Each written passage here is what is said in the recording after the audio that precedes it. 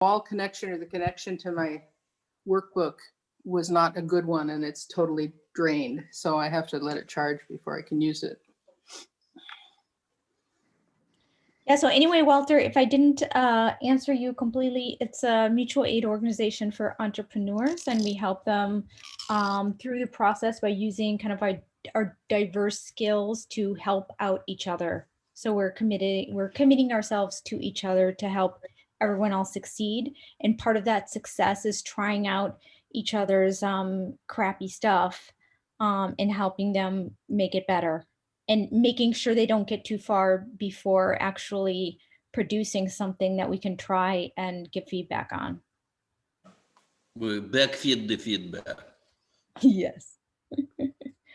So this is such a perfect example. I'm still trying to grasp what you guys are doing, but I like it. Okay. See, this is a fantastic situation that, you know, that has been enough for me to show up 30% of the time, but I bet you if I understood, then I could maybe ramp it up to 60. But if we clarify too much, we would demystify. It might get boring or something. So, you know, slowly. Man, I'm good with boring. I love boring. So if anyone asked, we're doing soft tech. That's what Alexander came up with. Alexander Laszlo. And soft tech is the new thing. It's like human technologies. So, you know, Walter, you've been in DAOs before, decentralized autonomous organizations. And one problem is that no one really knows what they're supposed to do and who can do what. And they came out with like a list of tasks, and no one wants to do the tasks unless they're explicitly paid in dollars. And so it's just like a lot of human things that fall through the cracks. And so we're trying to design that human technology. And so one aspect of what we're trying to do today, which directly relates to DAO onboarding, is defining roles and using gamification and kind of like game strategies and how they put people into roles and do characters and stuff like that, you know, whether it's World of Warcraft or Dungeons and Dragons, because they always get 10 times as far as us in terms of collective intelligence. So we're trying to pick up on some of those things to make it clearer to people where they fit in the organization and who is doing what and what needs to be, what kind of skills are needed for each task. Is that clear?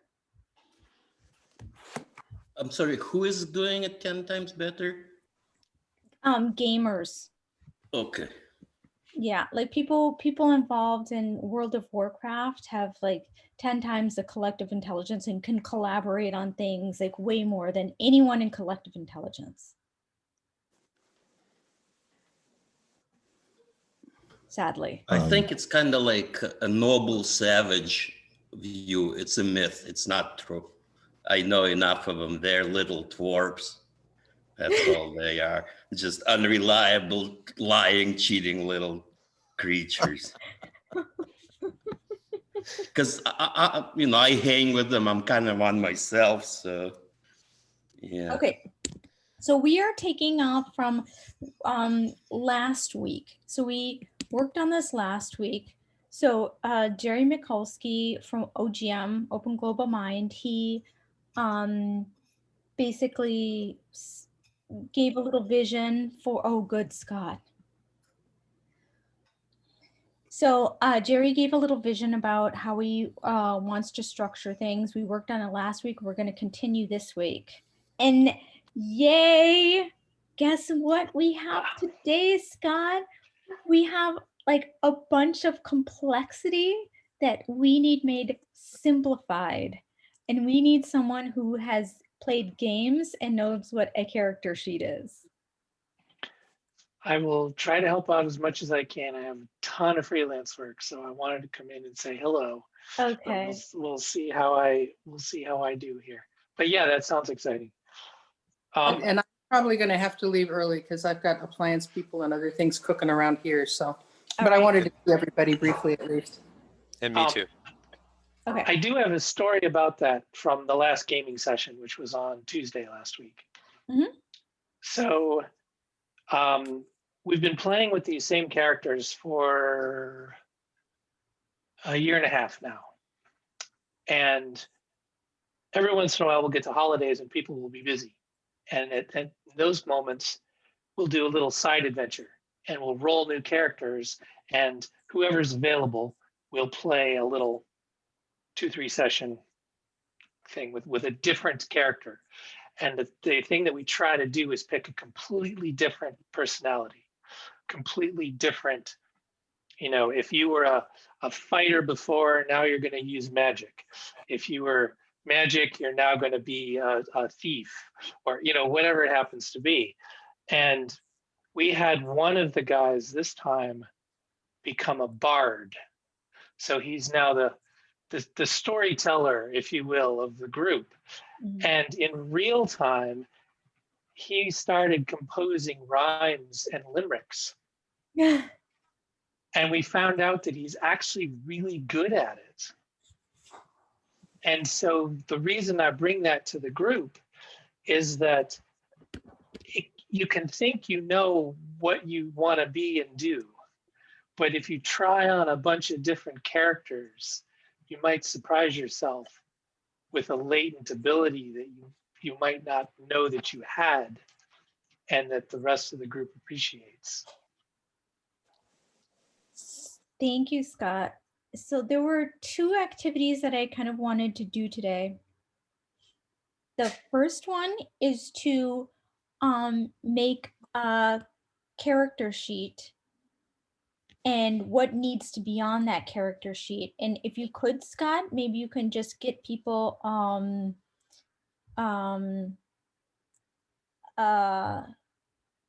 get people to understand what needs to be on there. And I have like a little sheet of considerations.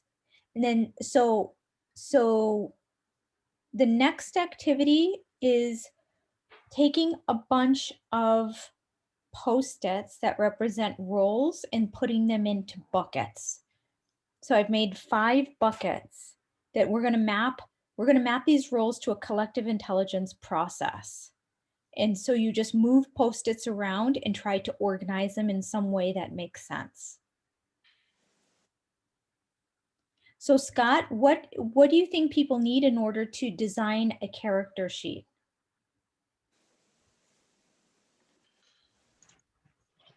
All right, so character sheet is usually divided into a number of sections. There's going to be your abilities, which is usually 6 or so, depending on what they are. Things like strength, intelligence, wisdom, charisma, constitution or health, dexterity. So that's the classic, role-playing set of stuff.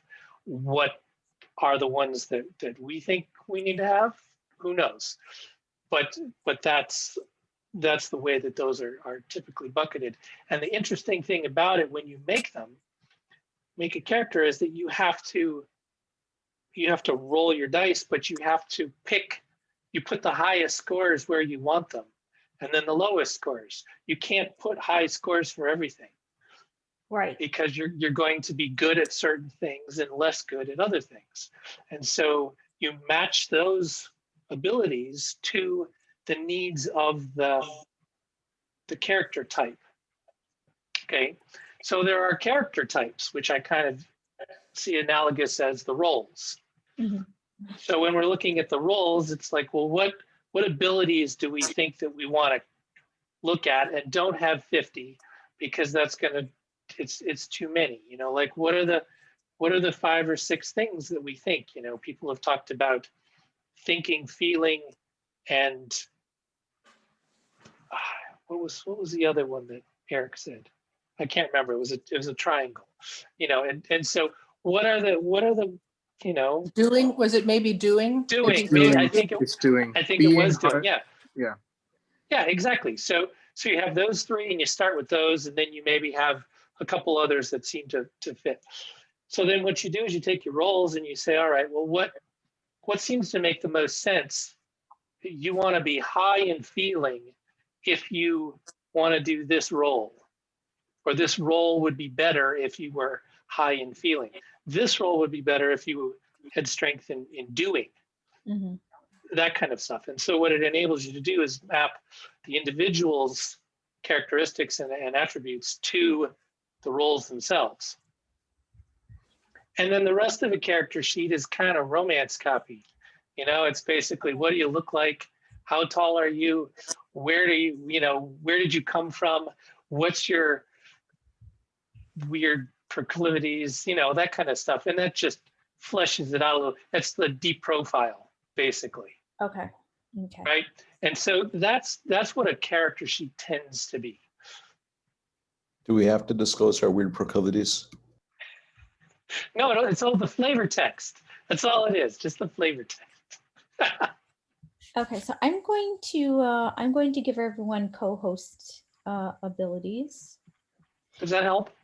Yeah, definitely. So I think the most Okay. important thing on there, I think one thing we learned from last week, for example, with the curator, we learned that the role of the curator is not just to find all the good stuff and the cool articles, but the role of a curator is to hold the vision of an organization and to see what in the universe is or like what around us is reinforcing that vision. And so one thing that made me think of that if you want to do the role of the curator, then it's essential to know what that vision is. So there's an input that is necessary to the curator in order for them to do their job. So I think, and Scott wanted there to be clear outputs of each role. So I think that should be in the cicolab character sheet. That should be, there should be an input and output. And so I think that today, if we could decide, if we could make like a, just a character sheet template and decide on those 5 or 6 things that would be important characteristics like charisma. I think charisma is still important. So if I just pasted something in the chat, it's probably the wrong place to put it, but that's what I had available. And so if you look at charisma as, again, this is in standard role playing, you know, there's extra things, measure of personality, persuasiveness, leadership, successful planning. It helps to kind of round it out a little bit instead of having a single word. Okay. Okay, so in this room with me, we're going to be doing the buckets. We're going to be taking a bunch of Post-it notes and moving them around into these buckets and maybe changing them and doing some classifying. So here we will be doing basically making order out of complexity. And in the breakout room is a creative exercise of designing a character sheet, maybe with some kind of image. Maybe that could be like a spirit animal, like Pete decided last week would be good, and I'm all for that. And the stuff we need on the character sheet to make it work. Pete, your forehead is crinkling. It's the light and the shadow. Or I'm getting sure? old. Is it clear what I'm saying, or? I was sad when we went into breakout rooms last time. You were, really? Yeah. Yeah, I don't care for them either. Really? Because I feel like I kind of like it because I feel like it gives an opportunity to actually hear people and kind of work with them more closely. I think if the group were twice this size, that would be true, but with a group that's between 6 and 9, I'm not sure that 4 and 5 make good breakout groups. That's my opinion, but Does everyone want to stay in this room then? We could cover both in the main room potentially. Okay. I think given that If everyone wants to stay in the main room, we can do that. given that a few people said they have to leave early, that might be better for today. Because Okay. then if it's 4 people and then 2 leave, then yeah. Okay. So I shared the Miro board. I will share it again if people need that. Here we go. So this is what I would do for now. If we're just going to be staying here, I would spend some time moving stuff around in here and have everyone just you can chit chat while you do it. But just I will share my screen and show you what I'd like to do. okay. So on this Miro board, I found another Was better before you shrunk it. That's better because it's hard to read on small screens. Thank yeah, you. and you can go on the Miro board too. So this is just something I did months ago with archetypes, and they're just a bunch of archetypes here.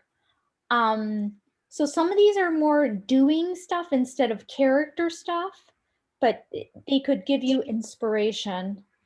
And they might not be in the right order or box right over here. But there are a bunch of post-its here that will give you ideas. And there are a bunch of post-its in this big circle here and up above. So you just basically want to look at the yellow post-its all around and you can move them.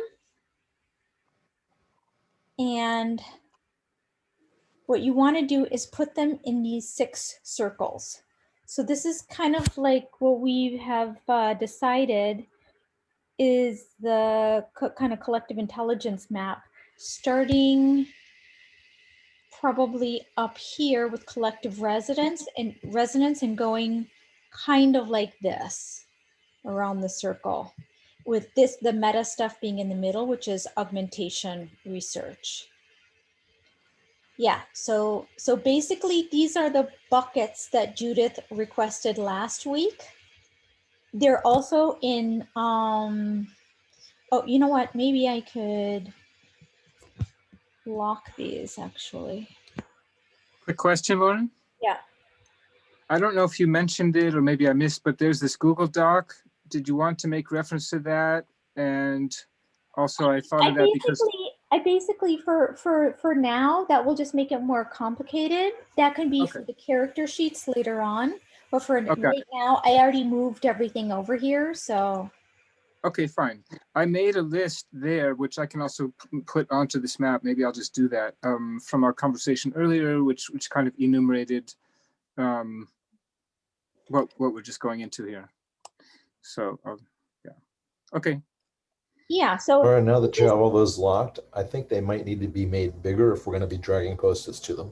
You can make them bigger for me, it's Command Plus, and I can just go like this and make it, so you can make it as big as you want. On your But will that still allow us to put the post-its in there? I mean, I know we can zoom in on it, but if you want us to move post-its into those, I think it's going to get overwhelmed very quickly with given the size. You can just make them smaller, just put them around there. Okay. Smaller post-its, got it. I have a thing about roles and the way people are and the skills that are needed in crafts. Mm-hmm. And they're all kind of intertwingled, but one of the things I notice in projects is that sometimes we assign roles to people and sometimes we don't. We expect them to kind of emerge. But in a project, you want people doing, there's specific roles that I think that are really important in a project. Like I'm holding the vision, or I'm providing the go energy and making sure that we're getting stuff done, or I'm one of the people who is actually doing stuff and I don't really care about the vision. I want to look at somebody else and make sure that happens. So what I observe is that sometimes just because you need a project to get done, you assign somebody a role, like you're going to be the project manager, even though maybe you're not very good at it, so that you get it done, right? So there's like multiple things that people are. Sometimes they're good at something that they're doing, and sometimes they're not. And there's the kinds of things that they do, and then there's also the crafts that they have.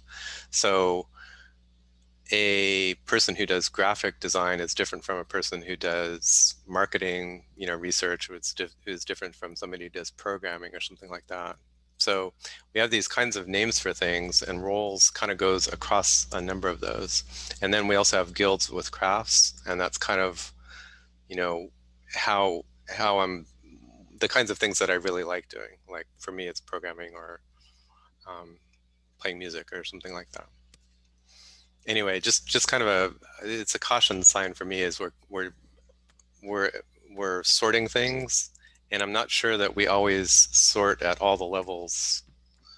And I want to make sure that, or I feel like I have this tension about we're not capturing stuff, in the right buckets, kind of.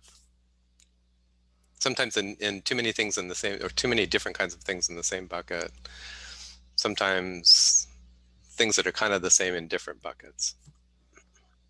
Well, here's some buckets, and what we're going to do is just move stuff around and see if it works to put stuff in it. So we're just going to do that for a while, and if it doesn't work, then we can try something else. But this is building on from what last week we decided, both kind of the consensus from Scott and Judy, was that the buckets, first of all, we needed classes. These are classes, and that allows us from not having like 50 different roles, just unambiguated. So now we have classes, and we're moving stuff in the classes. And what this is doing, in the way that I arranged the buckets was like this, was that I wanted the classes to coincide with the collective intelligence process. So this is how kind of the process happens, at least how I view it. And if we can put the roles into it like this, now, a lot of people are in completely different buckets at once. Like, for example, I would say that Ken would be in the collective resonance bucket right here with his facilitation and his somatic intelligence. He would also be in the sense making in terms of maybe risk assessment. He would be in the get shit done in terms of, there's like some kind of crap detection that I think is in collective action. So basically people can be in different buckets. They can have different roles in different buckets. Can I ask a question, Lauren? Yeah. Because I feel like I'm sympathetic with Pete's concern, but I think it's because we're trying to look at things in essentially a 2D way. Mm-hmm. And all of these skills and traits are really at least 3D, if not more than 3D.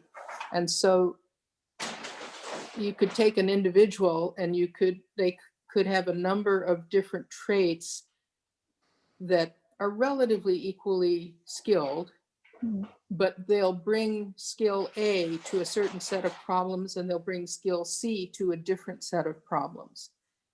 So there's a fluidity of the role a person plays, and there's a difference between content and process in terms of buckets.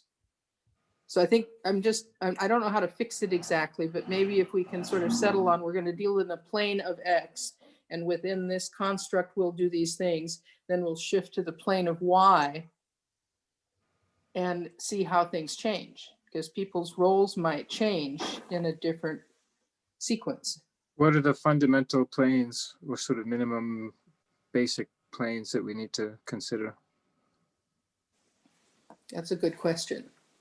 I'm thinking out loud here, so bear with me. One of them is context, which project. Yeah. So in a different project, the same person will will have different characteristics, kind of.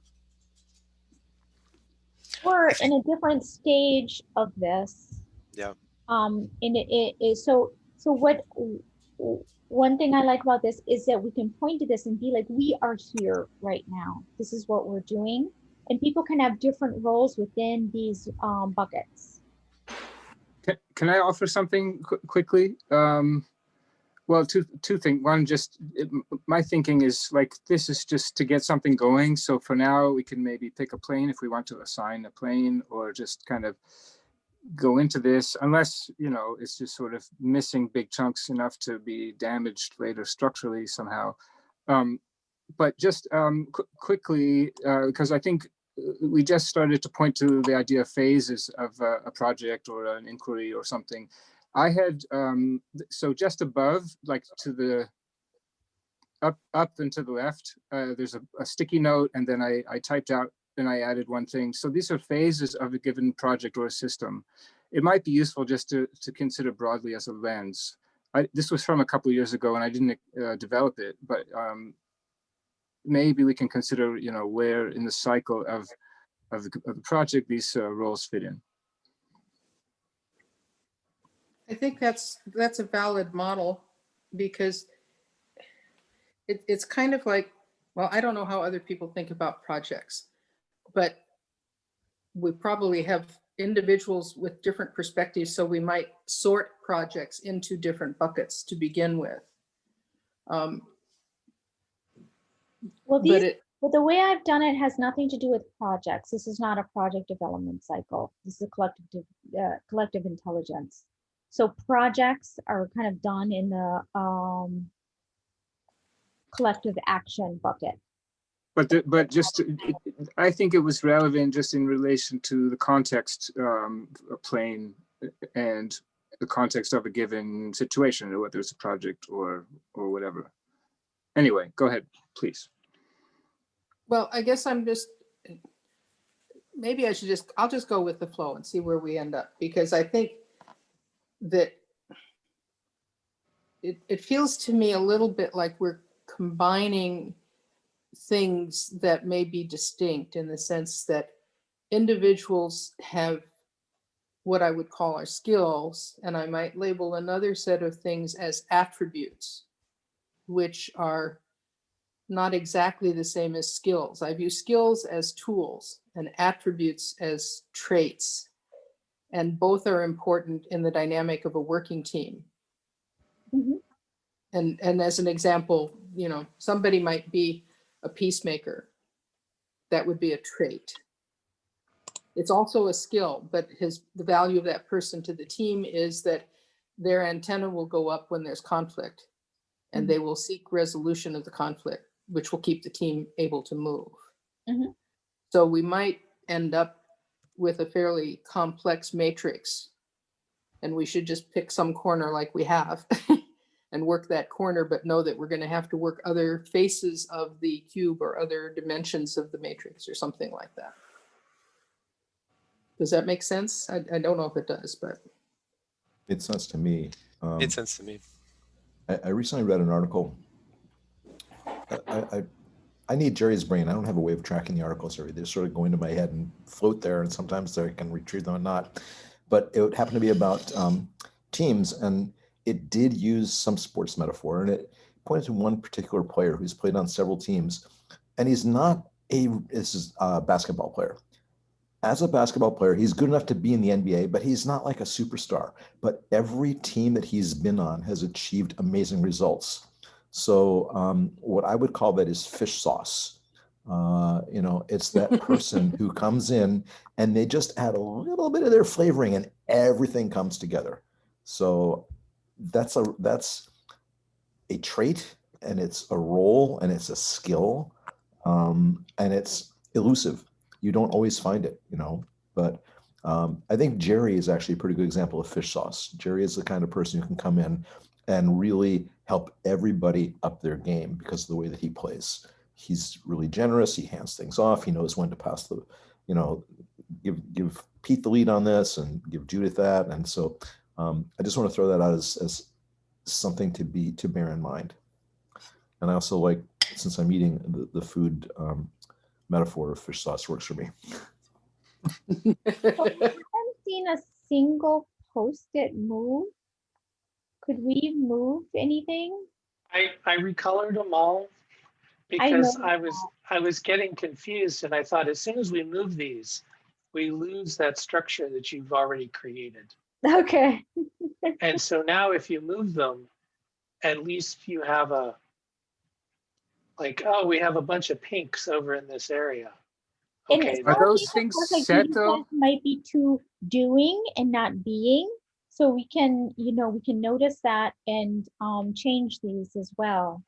So some of these might be too focused on things that people do, but so we just have like roles, and I just kind of want to see if this works, or maybe it won't, but I don't think we'll know until we actually try it. I have a quick Question. comment on the colors, which is, thank you. And but maybe some of them will be in multiple columns, and so maybe we want to be able to copy and then change the color after moving it, after pasting it into a, if it belongs maybe in multiple places, it could. yeah, that's fine. I was looking at them and they seem to all be Yeah, I related think that's to better. the Okay. headers. But we can change them all back to white, or I mean, back to regular. No, it's probably useful. I'm just thinking if we're not limited to just one color per and one column per row, potentially. Lauren, how about if you grab a sticky and we'll talk about where to move it. Oh, okay. I have one comment quickly. Yeah. Would it be useful to leave those stickies as they are and to, I don't know if Mural lets you like hold down the option key to make a copy and move it so we have them all in one place where they're easily readable, and then we can move a copy of them into these places where we can see what's going on, because I just think make a version 1, version 2. Yeah, that's a good idea. Here you go. I made a copy down below, so please just move them around and don't worry about, you can change them. You can completely change the name. This is for, again, not a work of art. Just, I want things moved and just like kind of matching and just quick stuff of, just your instinct where you might put it.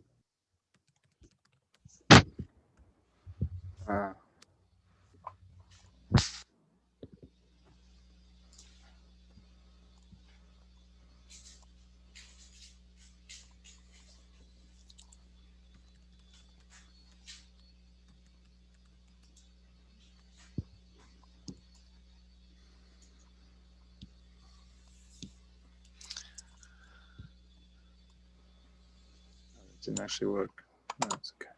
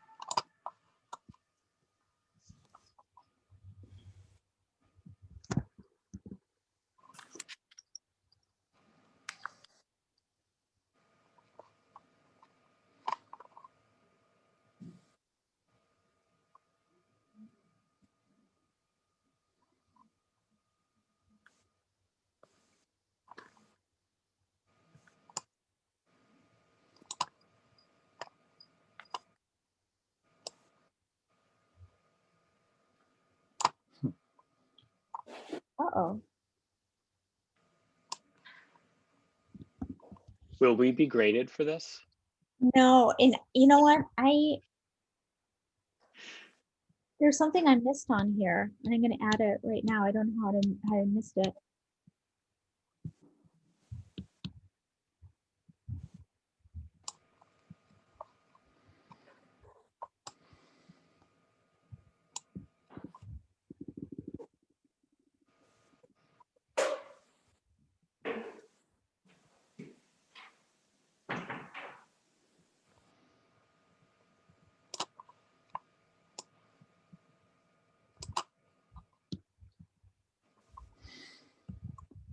My stuff's not getting unstuck. What? My stuff isn't, the stickies are staying where they are when I'm clicking on them. Which one? You hold it down and then you let it up again. Is it not working?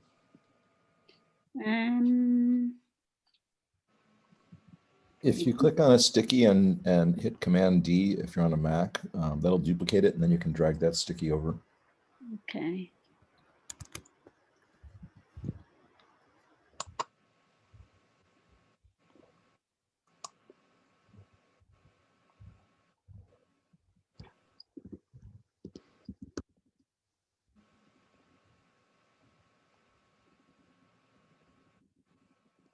I'm just adding a collective decision making because for some reason I didn't get on there before. So that's a major.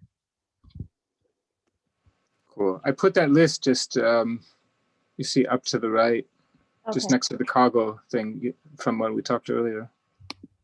And I didn't mention that, just maybe I'll just say something about that. If you see this list right below where it says map from here with the arrow to the right of where it says classes in bold, there's a little list with 8 items. The first and the last are the same, just sort of a pre and post augmentation research, temperature check kind of thing. And then, yeah, I was wondering, yeah, so you'll see the decision-making one in the middle there.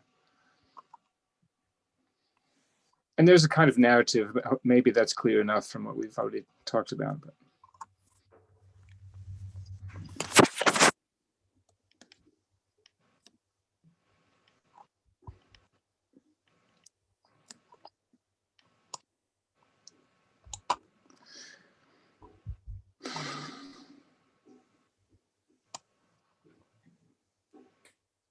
I'd like to discuss where artists go.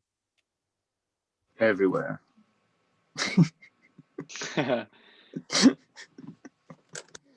Because they're two possible. So I assume they would be in the collective action, but someone put them in the collective sense making. So I think that's an interesting. Well, this So it's a perfect example where you could change the color and kind of just copy it out almost everywhere, maybe. So I don't know if that was Charles meant that at flip or not, but I think most of these belong everywhere. I didn't work it out to look enough to decide that, but it could be. It depends on the content. One of the ones I was looking at was System Architect, for instance, which is in augmentation research right now. And I don't know why it wouldn't be in understanding complex problems or solution creation or what solutions to adopt or collective action, or they belong everywhere. So but no messiahs anywhere, please. What was that, Ken? No messiahs anywhere. No messiahs. Well, so Pete, yes, and then we would want to copy them everywhere, but with the colors. Well, my guess is that, like, I wish I had an artist in getting shit done, and I wish I had an artist in what solutions to adopt, and I wish I had an artist in solution creation. I was less than half kidding when I just jumped on that and said everywhere, because yeah, for sure, they're all about shape shifting and context mashing. So what I'm struggling with here is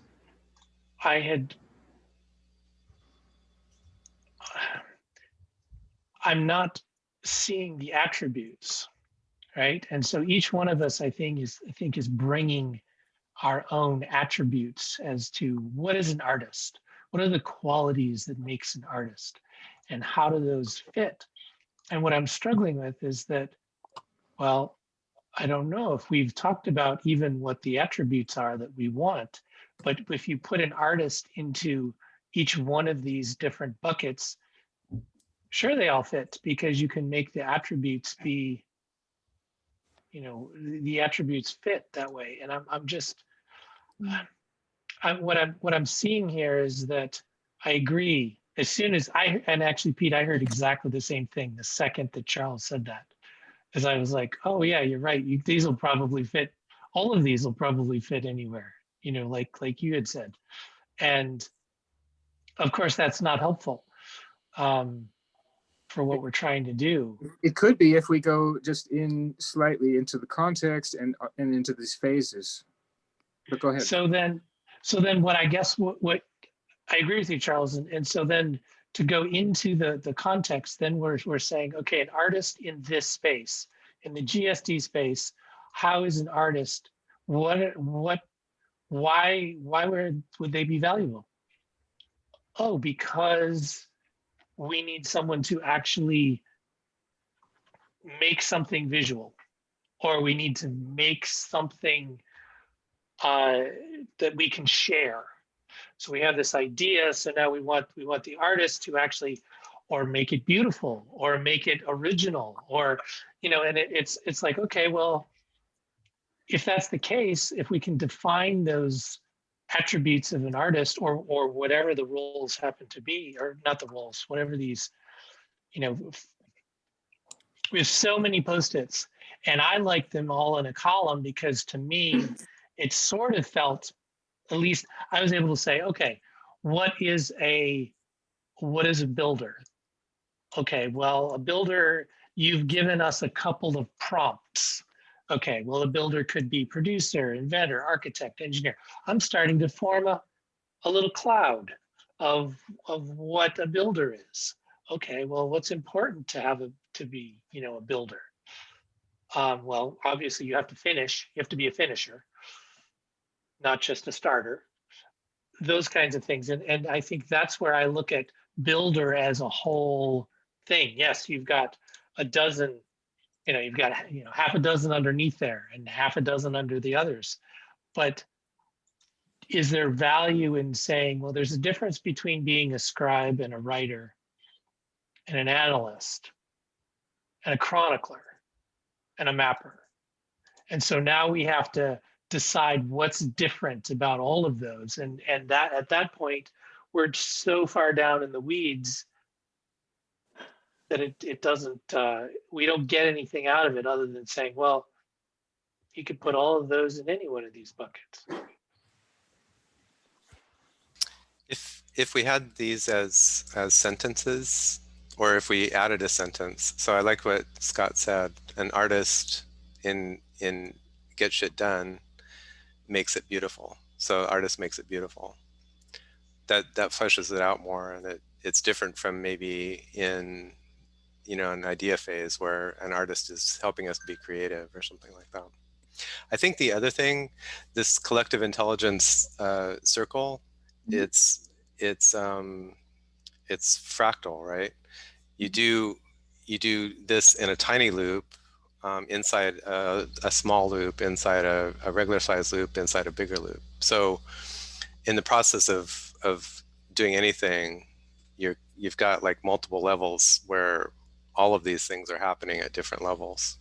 Mm-hmm. So it could be that, you know, the artist is helping us get shit done while they're also helping us be creative and divergent, just because we're at different levels, even in the same sentence or the same, you know, the same short conversation of a minute or two.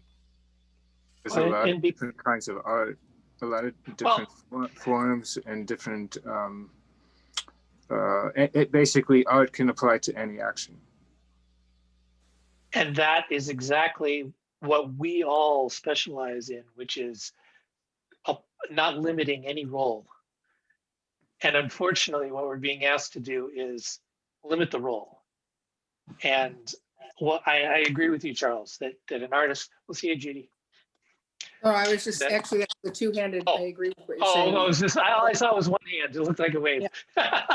So, Like, so the idea, remember on the character sheet, Scott, there's like strength and charisma. For every role, you could have strength yes, or but charisma. if you are to use your analogy, if you're a magic user, strength is not important. Mhm. You can have low strength, and I think you remember when I said we're not going to make, you can't have top numbers for each set of attributes, because then everyone does everything. And if you decide that to Pete's suggestion around this, so is an artist aesthetic, is an artist beautiful, is an artist divergent, is an artist interpretive, and really when you, any one word or couple of words is always going to be, it's always going to leave things out. But that's what we have to do to be able to say, it's not saying you can't do that stuff. It's just saying, what are you like, what's your essence? What's your core of each one of these? And I think that's the real challenge, is saying, not saying, could they also, because yeah, they could. Could they also be in this circle, in this circle, in this circle? But what is it, when you're putting together a party, which is what you do in these adventures, you want to look for a balance of people. And how do you get a balance of people when we look at all of these roles and say, well, they all could do all of this? That, I think the value in this is making these too small. Let's make them too small, too rigid, too confined, because we can always make them bigger. But we as a group seem to struggle with making them one thing, or making them small enough, because we want to be, we want to give everyone the broadest, biggest sandbox they can have. So a couple of years ago, I was at a conference called the Great Place to Work Conference, and it drove me crazy because it was all sage on the stage, one person speaking to many. But the pre-conference was very interesting. They were giving awards, and this woman got up. She was the president of a small company, about 450 employees. I guess you'd call that a small, medium-sized company. So we made this one change that had a profound impact on our company this year. We eliminated all job descriptions, and instead we wrote impact statements, which by changing from job description to impact statement allowed people who might not have the background of a college degree or 5 years experience or this and that, if they felt that they could make that impact, then we looked at them seriously as a candidate to do that job. And we oftentimes gave them the ability to do so. What happened was they had, it lowered their turnover, and it cut their hiring interview process from 5 interviews on average down to 3. And it made people a lot happier because they were able to say, I can do this. So for me, I like to inject this here in the sense of, I don't think we've defined the impacts that we want to have made here. We're talking about roles. We don't have clear objectives. I mean, I like these classes, these categories, but what exactly are we trying to do? If we have a sense of that, then I think we can sort of inject these impacts into roles of what's the person's role, their impact. Go ahead. Well, I just have a question, because it seems to me that we're confounding the characterization of individuals, because roles are different than traits. Traits are fairly intrinsic to the person, and complex people like most of us have many different traits, and we'll bring them to bear based on the situation as we see it. We'll automatically, as individuals, typically bring into a situation the trait that would be most helpful to the team, or that we believe would be most helpful to the team in the setting. So the mapping process for the point of assigning people to roles is confounded by the complexity of their multiple traits, as Scott's been saying, because we all have a whole bunch of them, but you can only pick so many to show on your sheet. And I might be misinterpreting because I'm not a gamer, but the role that you play, it's best if your role takes advantage of your strongest traits. And that's the magic of putting a team together or a partnership together, is the complementariness of those roles and traits. And paradoxically, sometimes you want to swap people around. You want to put somebody in a role that they're not particularly good at to help them train them, get them trained up. Exactly. That's a mentoring dimension. And so, but that's the wisdom of the team leader or the guru or whomever is doing those things. Because if you want an individual to become a well-rounded, high-talent person, they may have 3 traits that are all in the 89% range, and 1 trait that's at 50 that's holding them back. That it's a skill set that needs to be developed. So I agree with you. But I think that's why we're having trouble with the exercise, because it's inherently multidimensional and we're trying to do it in 2 dimensions, you know, moving from spot to spot with 1 piece of paper. So What does came to mind as you were saying that too. I'm sorry, go ahead. what's going on? I'm sorry, Scott. I'm not sure who's supposed to talk. What did you ask, Lauren? I just wanted to know if someone can brief Joe on what we're doing and catch us all up too.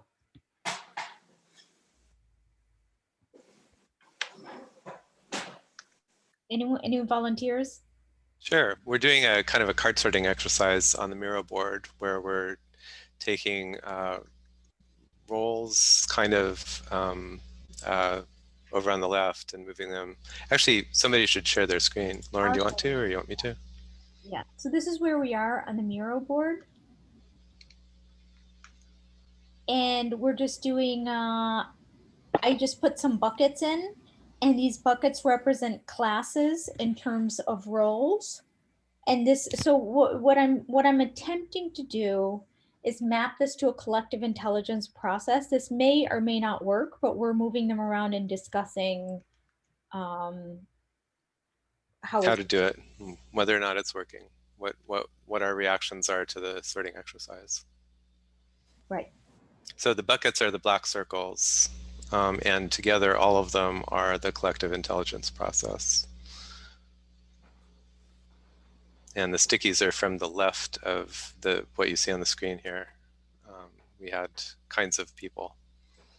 And the definitions that are at the center of the circles were arrived at after collecting them, or were they sort of established? No, I put the definitions in the center of the circle in there to begin with, and that is if you look on this map, I made this map too. So I used, like, this is a map of collective intelligence, and so I just use this to try to map some roles to a collective intelligence map, and we're just seeing how it's working out. And so the current consensus or current, maybe there isn't a consensus, but the current standing of folks is what? How are we? How is it coming together? That's the $1 million question. I have a question, because I'm now looking at this from the end result. I'm going to say that this is done for the purpose of my next comment. Okay. All right. So you finished all this, and we have these roles all sorted in the various five buckets. So now, how do we use this?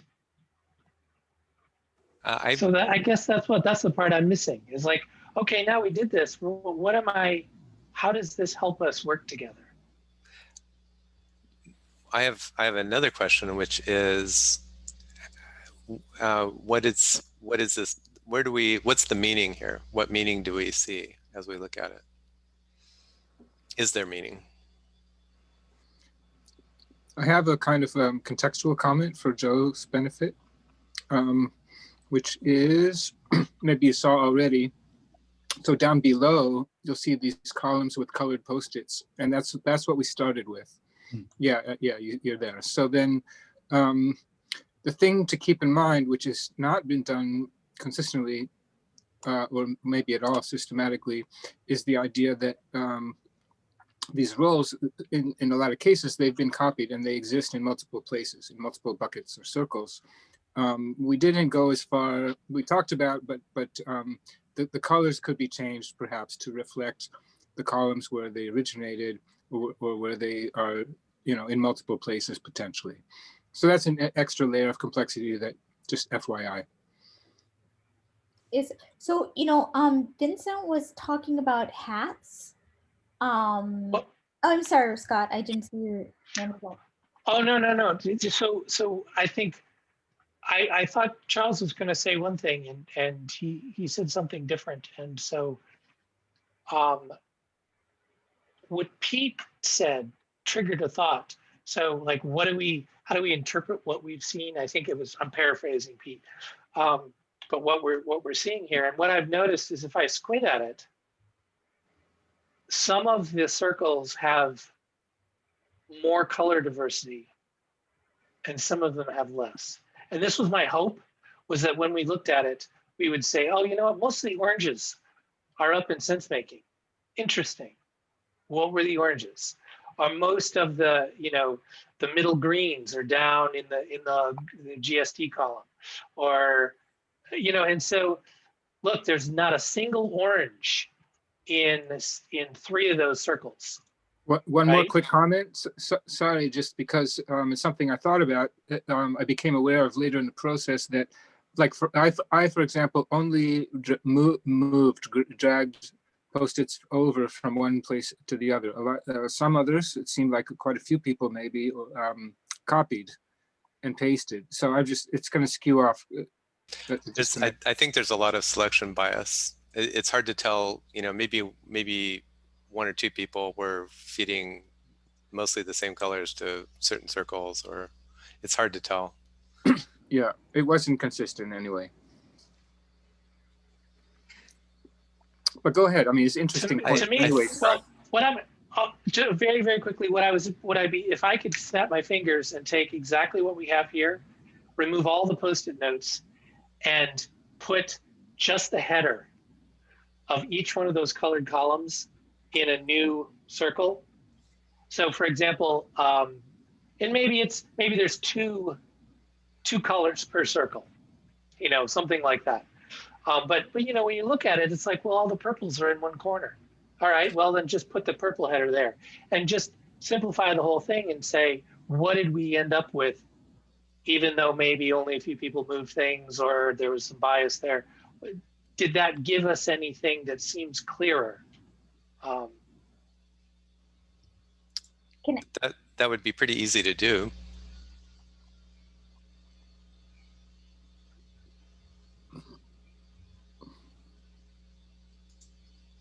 Another thing I would like to point out that Vincent and Charles and I were talking about hats.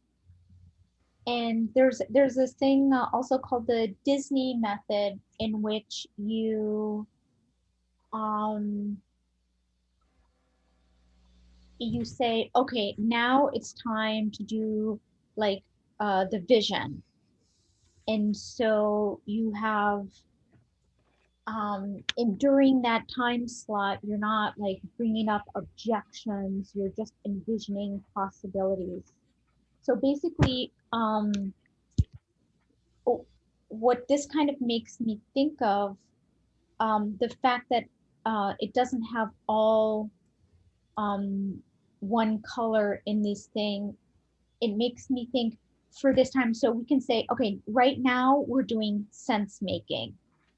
But there are many ways that we can do sense making with different roles involved in making sense.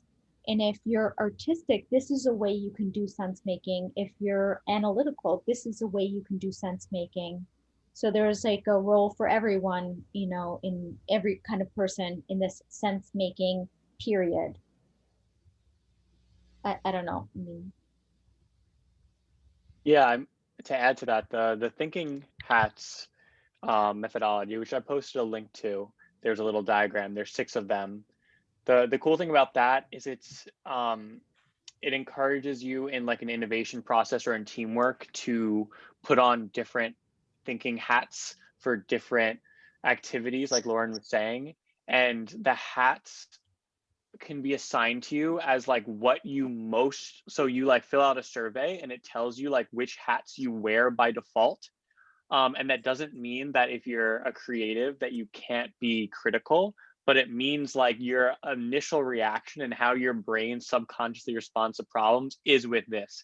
It's with trying to order things, or it's with trying to come up with new ideas, or it's trying to provide critique. Doesn't that map better to this right here? The 6 thinking hats seems like this, and the Disney method seems more like these circles. I can't speak about the Disney method. Lauren, you probably know more about that than I do.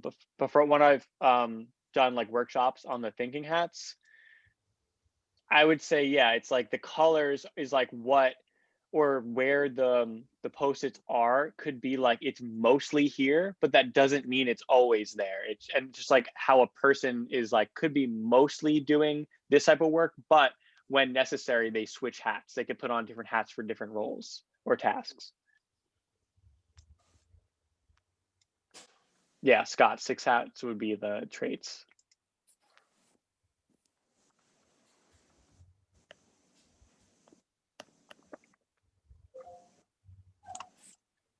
I think we identified, I think, Lauren, you did a good job of starting by saying these are things that group together by trait, but there wasn't any, what are those traits?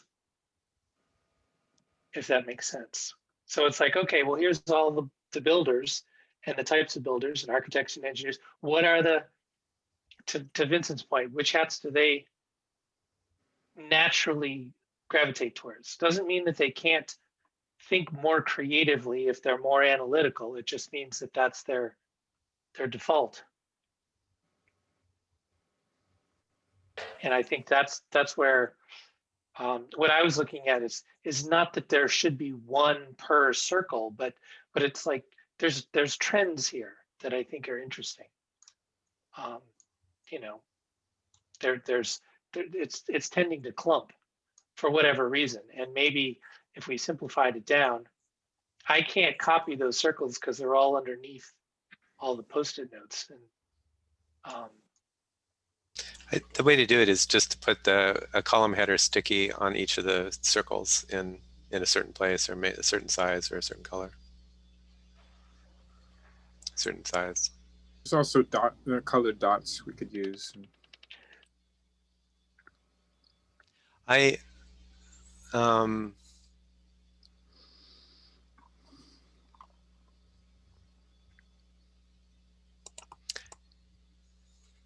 I don't know that I see much order, and I see lots of places where I wonder why a sticky is in one place and not also in another place.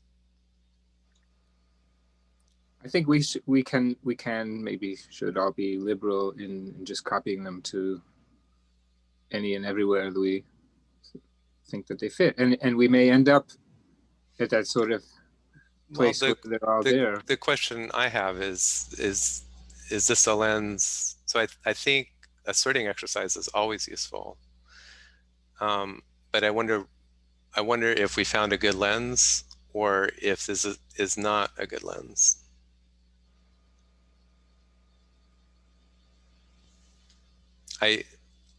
I'm not taught very much by what we have. Does anyone Go ahead. does anyone see some order here that they want to share? I don't know if we did like a very official like debrief of the exercise, but is there anyone who like sees some sort of order that they wanted to like comment on? Yeah, and I'm trying to reproduce this. I just copied and pasted the best I could the circles down at the bottom. And my thought was, what did you say, Ken? It was like option hold or something like that. Maybe I'll just do copy paste. That's probably. If you go Shift plus, you can draw a box around. Well, If you what I'm trying to do is say something like this. So if we look at where things came out, I'm on a circle underneath us. Those are the two primary colors for that one circle, you know, and it's like, okay, well, what about down here? This looks like that's the primary, and actually the jester, this one has the other. So, and I'm just doing like, okay, well, which ones had the most for each circle, and see if that tells us anything at all. To Pete's point, is this simplify it down and then see if there's any use, because really all of those colors were grouped already, pre-grouped by Lauren, and so they do kind of hang together already. But does this, what I'm doing right now, have any, you know, it simplifies it and doesn't really change the nature of what we're seeing, because the colors that are there are the ones that are most represented. Yeah, I mean, like this one, the collective decision making, to me, that's clearly the green one with the judge, the decider, the voter. Yeah. Those, to me, those, like, a judge can go anywhere. So scroll down. and to me, can I just interject? Scroll down a little bit. I found that they also belong over in the stewardship of assets commons. So anyway, that is just something, I see a real connection there. Mm-hmm. So all I did there, and it was just to see what happened, was I just took the column header for the 1 or 2 Post-it notes that had the most color in that circle. Oh, okay. Very good way to summarize, Scott. Yeah, and I was assuming that based on Lauren's all pre-categorization of them in columns, saying these kind of clump together for Lauren. Okay, I agreed with her. That, okay, those kind of clump together. They made sense to me. All the builder stuff in the builder column made sense. So I just got rid of all of the ones, all the redundant ones, and said, I'm just going to take the top. And now we can actually say, does this help at all? Does it make you feel more clear about what those are?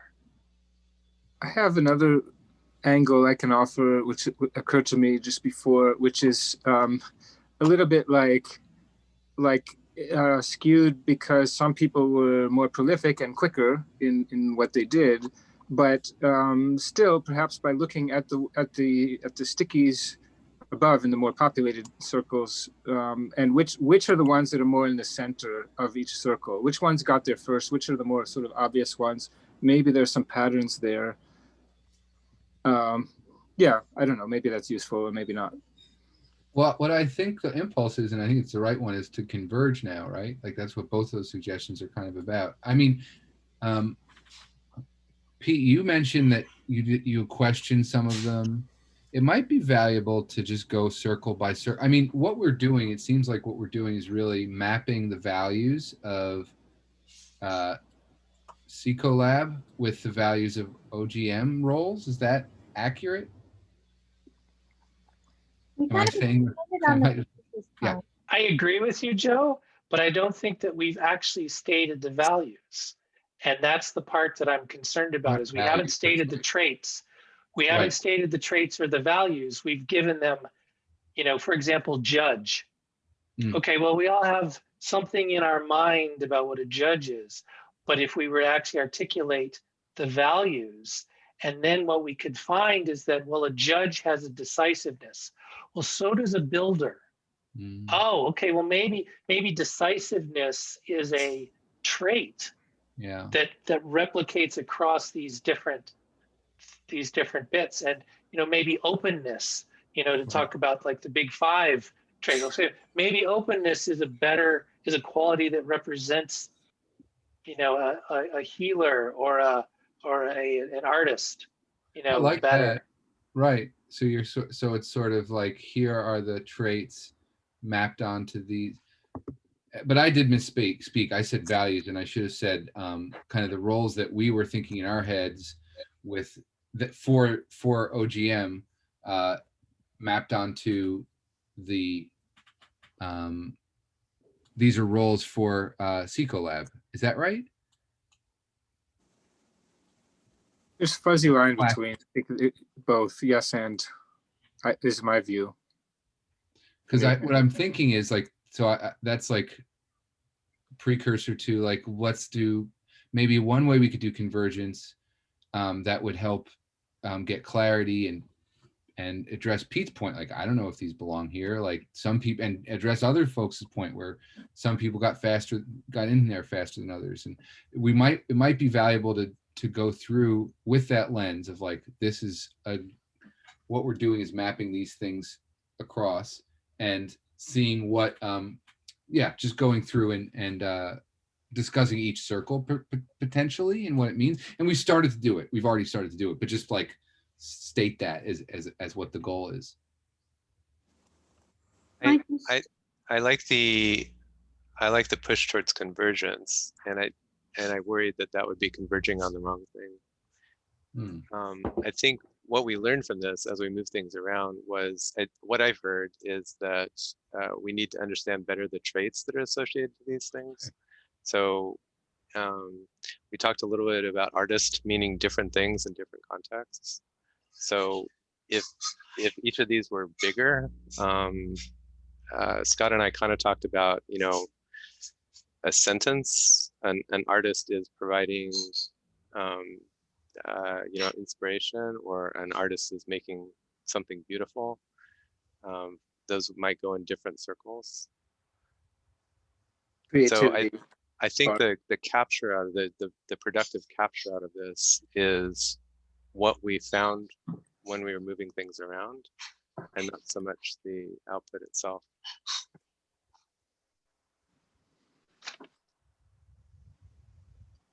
There was a greater tuning in to each of the buckets, that's for sure, in the process. I feel like we didn't talk about the buckets very much. Well, We might go back up to terrific. the process, kind of the stages or phases. Go ahead, Scott. Thank you, Charles.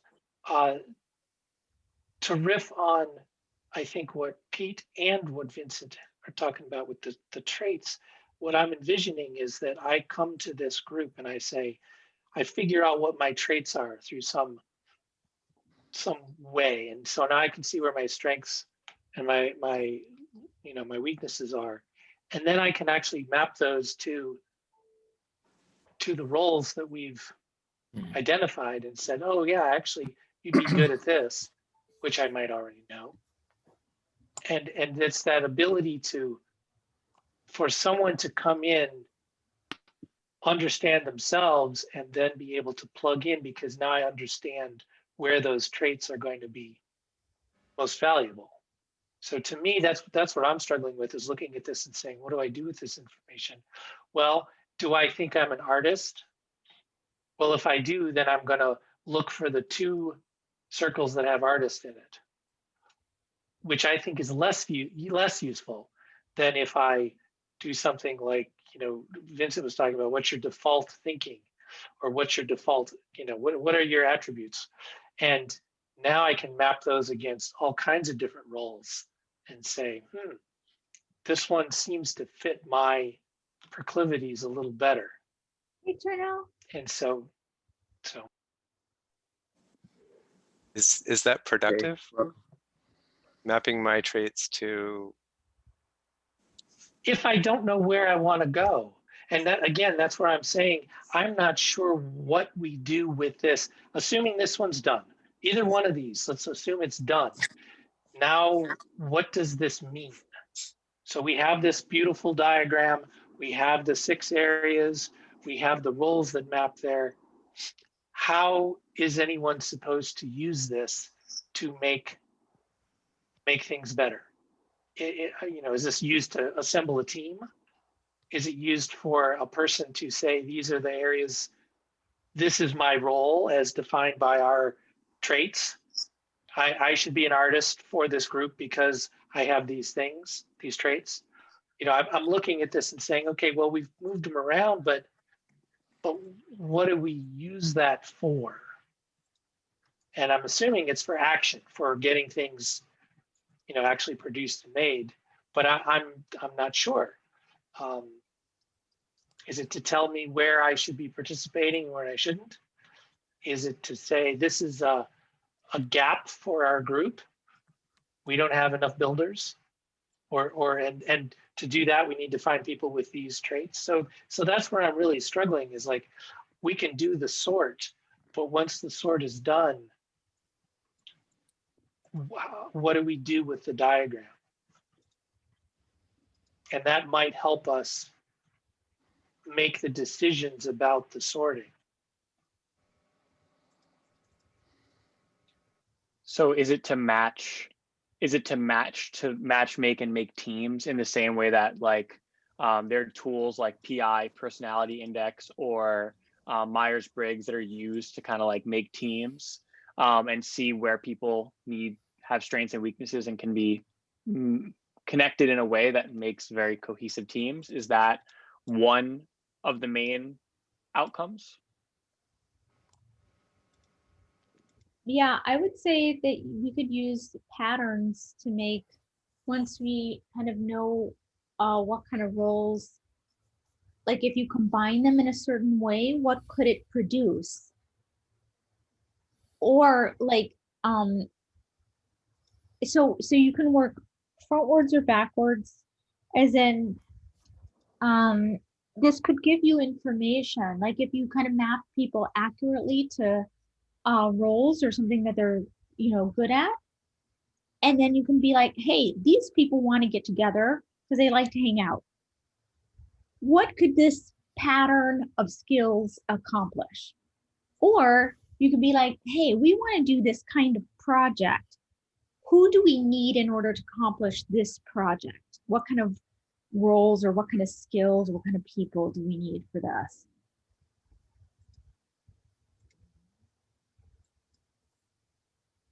I also see value from a personal standpoint, seeing like, it's one thing to read what's inside the circle, that's, you know, the pre-provided text. Heart intelligence, that I'm looking at convergent heart intelligence, for example, it's like, oh, okay, I kind of aspire, I'm speaking generally, or as an example, I aspire towards that heart intelligence. I feel like I have that quality or trait. Maybe that's me, and then I can look at projects and see where is this. Either I can look at projects where this is, or I can assign that to myself in some visible way, and then we can sort of just to meet in the middle of, as far as like, these folks have these traits, they can recognize themselves in what's here, and these projects need these traits. So I guess I'm just yes ending here that I see that.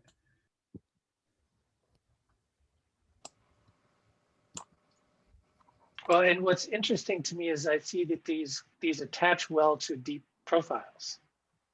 Right. And so now you have this deep profile with someone who's a pink, orange, and yellow. And now the project is mostly blue and greens. And they think, you know what? We need a yellow in here. Oh, okay. Well, now you can go to the profiles and very quickly look at them and say, yeah, okay, here's a couple people who have that trait.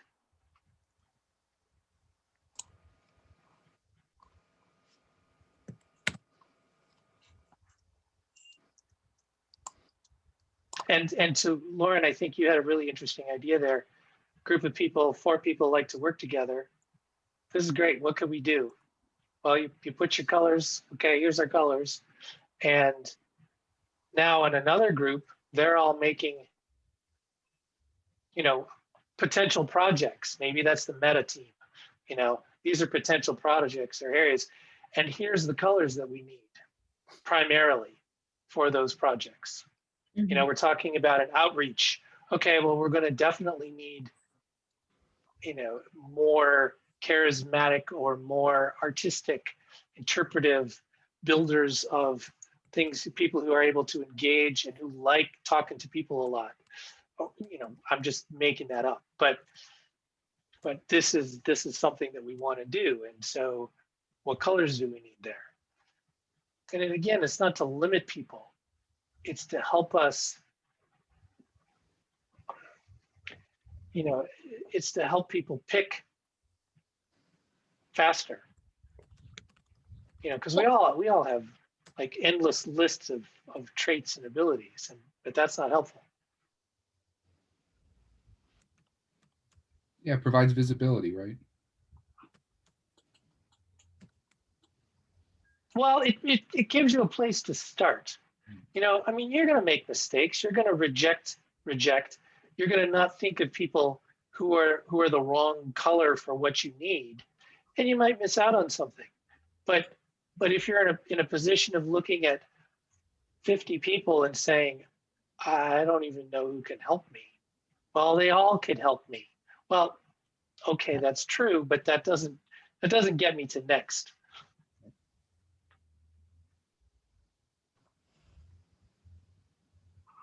I just want to welcome Cherno from Hi. Senegal, and so glad you're here. And I'm wondering if you have any idea what's happening here. Where did he go? I don't know if you can hear me now. I saw you there before. Oh, I hope so. Cherno. Yeah, sure, I can. Sure, thank you. I can hear you very well. Okay, cool. I don't know if you're able to access the link or if you're able to follow what's happening. Yeah, there's a lot of context, but yeah. Yes, I'm trying to catch up exactly what you're trying to say. So it's like I'm starting to understand, but didn't understand very well. So I'm trying to look at the chart here. Okay, will someone catch channel up on what we're doing here? And that way we can, like, if anyone else needs to get cut off, they can get cut up too. Anyone?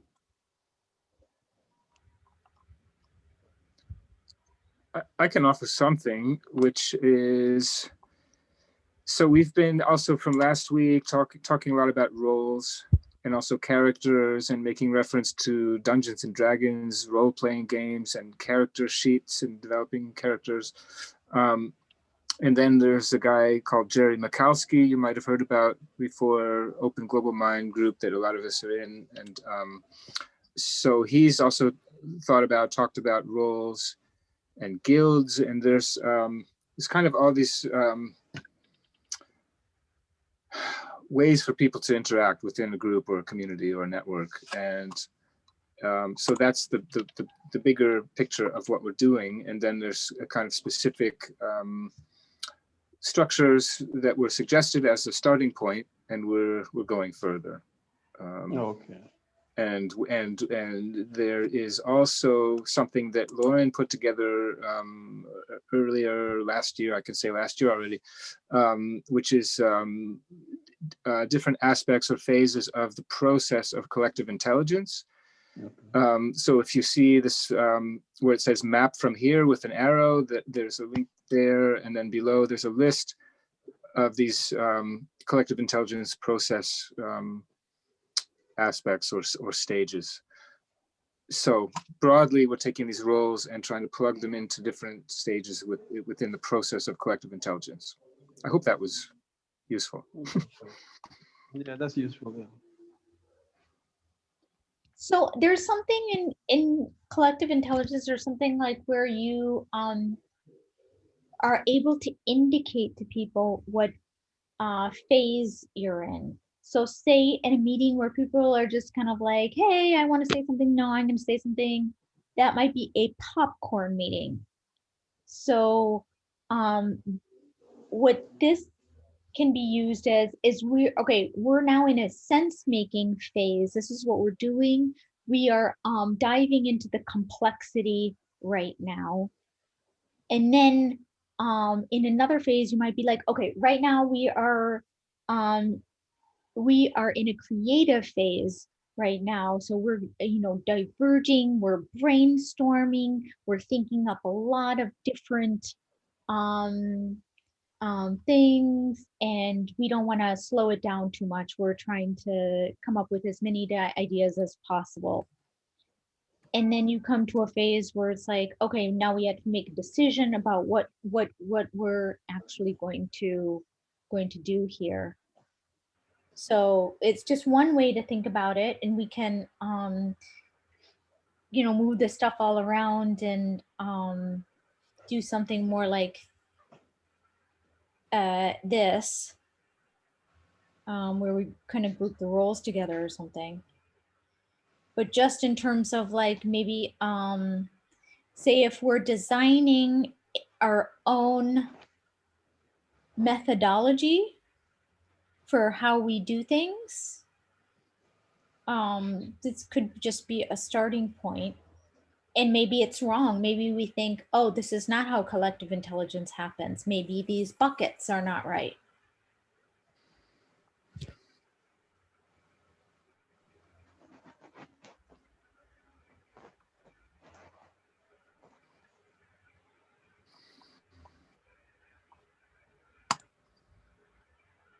Do we want to move into the character sheet, or what? How do we sort of make this, I don't know, useful or practical? I guess that question was asked before as well. At this point, I mean.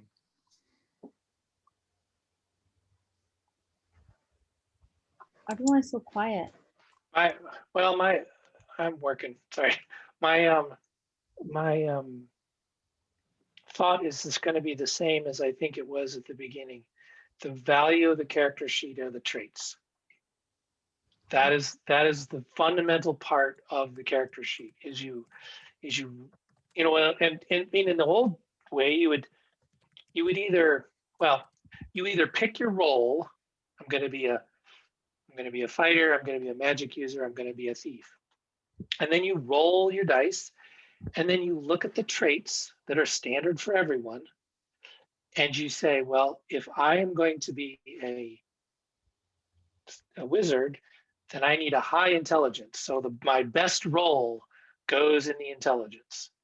And my strength is going to be the least important. So I'm going to put my worst roll there, my worst dice roll. And so I think that's the part that's so helpful, is that what are the traits that we have, you know, and there's lots of personality models that could help us with that. We don't have to invent that.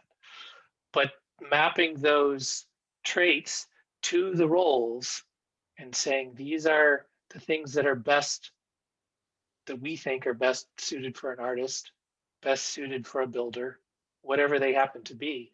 And that doesn't mean that they aren't, everyone has numbers in every attribute. It just means that you're better at something than others. And that also enables the attribute of you know, make things beautiful. Okay, well, maybe that fits with an artist. Maybe that also fits with a story weaver. Maybe that also fits with an outreach. You know, who knows? But it enables those traits to replicate in various combinations across the different roles. And each one would be unique. Each role would have a unique combination, but they would all have things that were more important and things that were less important for the success of that role. And I have a feeling, you know, that's what,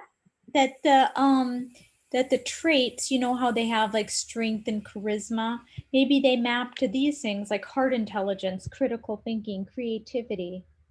To me, that seems like it maps pretty well onto that. So those can be our things on the character sheets, the attributes, is that what they're called? in gamer speak, that's what they're called. But you know, that's basically what it is. I think Joe had started with values, and then he came over to traits. So traits, attributes, qualities. You know, I like traits. I think that aligns with what Vincent was saying, in the sense that you kind of have what you have. You know, they're not, you can expand and develop ones, but if you're an extrovert, you're not gonna be an introvert. You know, that's just the way it is. And that doesn't mean you can't be by yourself. You can't enjoy that time, but it just means you're gonna lean one way or the other. So attribute, trait, you know, I like trait because it aligns to personality, which I think this is what this aligns with most. But you also have skill level, you know, so it's kind of like personality plus what you've learned how to do. Okay. Right. So can you help us make a character sheet? Can we make it just a sample character sheet for one of these things? Does someone want to choose one that we? I mean, I would just make a column that said skills and a column that said traits. Because I think traits are part of you and skills are things you learn in addition, and you put those two together. And, you know, I mean, a great example is when you are in a bad career, you probably have a list of traits and a list of skills that don't match. Like, I've learned how to do spreadsheets really, really well, but they don't fit my traits, but I did it for 13 years, you know, and it's like, okay, well, those are separate and I have that skill, but it's not necessarily, it doesn't align with my trait. Okay. So which one should we do you think? Can we do a role? Will someone pick one that they want to do?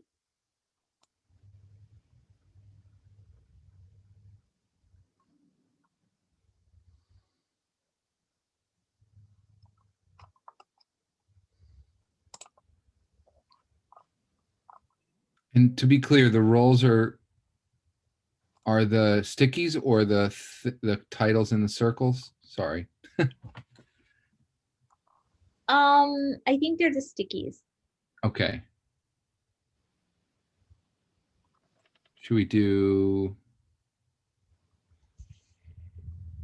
Just looking at them. Circles are the classes, right? Right.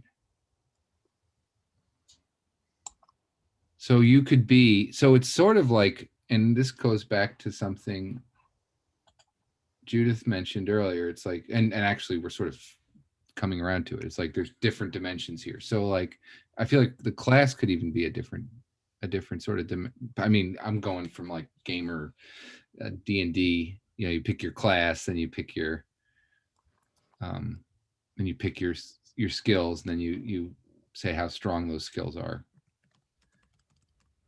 That's useful that you have that experience. A little bit. It's nothing too deep. They're all about the same. I agree with you, Joe. So class in this situation is the role. So Right. Class is artist. You have chosen to be an artist. Now you can either choose to be an artist, or you can look at your traits and say, you know, I really would like to be super strong. Okay, well, here's some classes that would let you be that. You could be a fighter, you could be a barbarian, you could be a blah, blah, blah, blah, blah. And so you can come at it from either side, but, you know, trait skills, you would map them to classes, I think. So you would have a class. Class is actually the name of the role. Class, role, those would be interchangeable. Well, I would say it's more meta Pete role. and Charles, yeah, I think you're right. It's a meta role. To Pete and Charles' point, let's say you are an artist, that's your class, but your role is going to change. You know, we need to have an artist here because we need to do a certain thing in the creative realm or in the builder realm. Critical thinker be the class, and an artist would be a role, and a visual artist might be a sub role.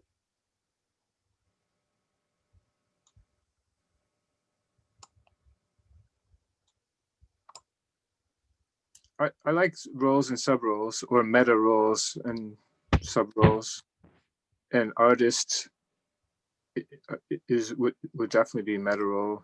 I mean, I'm not sure what was your question though, Lauren, because we already we have the classes established enough, I guess. Well, I mean, one thing we're trying to decide is what was the critical value of each class?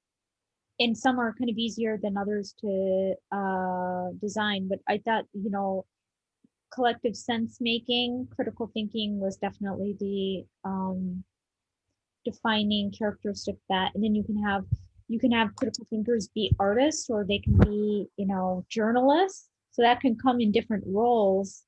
People might be better in one role or another, could have a variety of roles. Mm-hmm. Walter, why are you so quiet?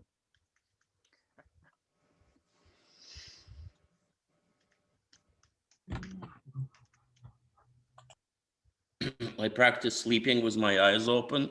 I think I'm succeeding. I think that one thing you're running into was the psychological types and traits and so on. It's kind of like that older structural versus functional view of psychology. And so,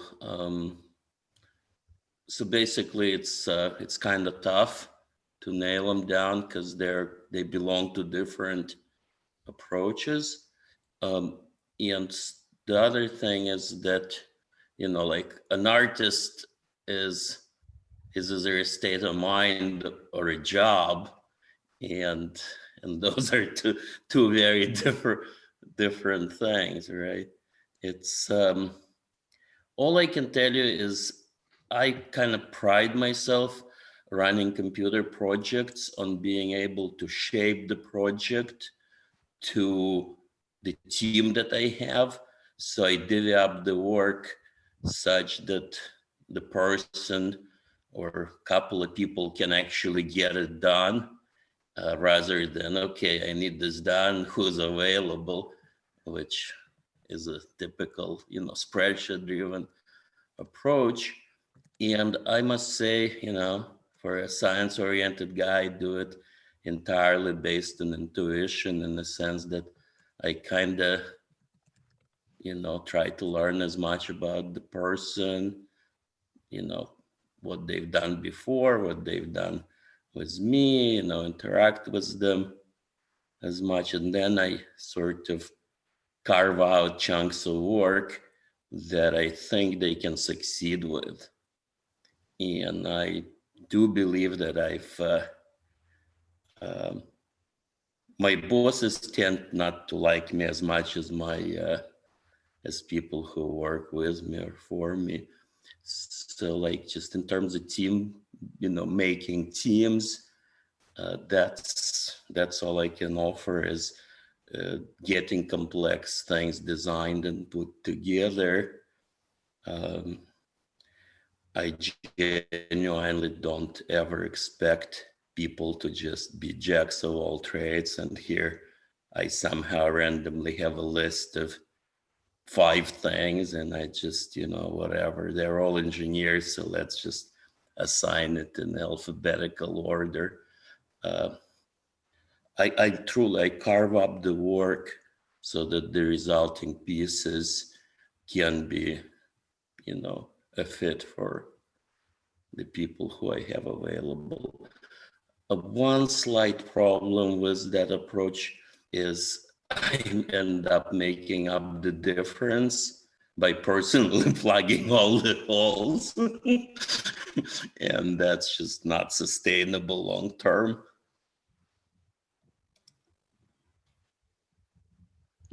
So I'm curious. I think, Walter, you had an interesting point there that, you know, you were picking, you're learning the people and you're trying to match the work with the person. And I wonder if there's resistance on our side individually with saying, you are this. And are we fighting that idea that someone would tell us this is which color Post-it note you are? Even though I think in the deep profiles, they are very much, this is what you are. Whether you see it or admit it or not, this is how everyone sees you. And so I just wonder if we all kind of know each other and what we're good at, but do we admit to ourselves that there are things that, nope, probably shouldn't give that to me. Yeah, I beg to differ. People say that the biggest blind spot we have in life is about ourselves. You know, we know less about ourselves than we do about those around us. And as far as, you know, having a job description, there are people who really, really want and insist on having a job description. There are others who resent it and push back, like myself included. So even at that level, you know, again, to me, it's kind of simple. You just fit the superficial, like titles or job descriptions or this and that to the people in a way that it moves them towards actually like being relatively happy and very productive.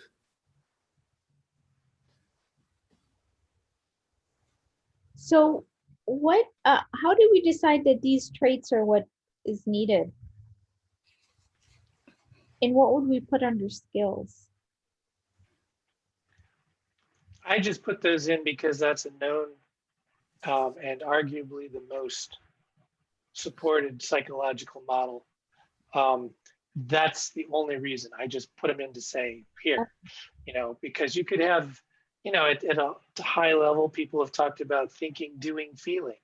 Well, okay, you know, is that useful as traits? I don't know. Clearly, the role-playing character sheet traits are not helpful. Strength, intelligence, wisdom, you know, charisma, dexterity, and constitution. You know, those were the traits that made sense within a gaming world. Okay, well, we haven't figured out what traits. The important thing about the traits is that they have to encompass everything. And you have to be able to be high or low in either one of them.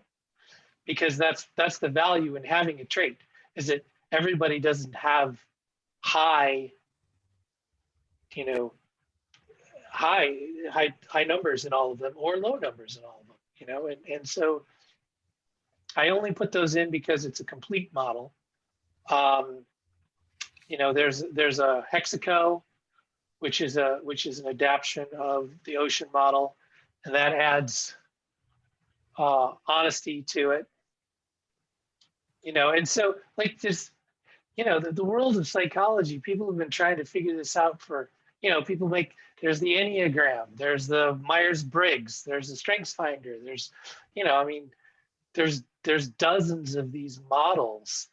And I mean, I have found it helpful to know what those tests have labeled me as.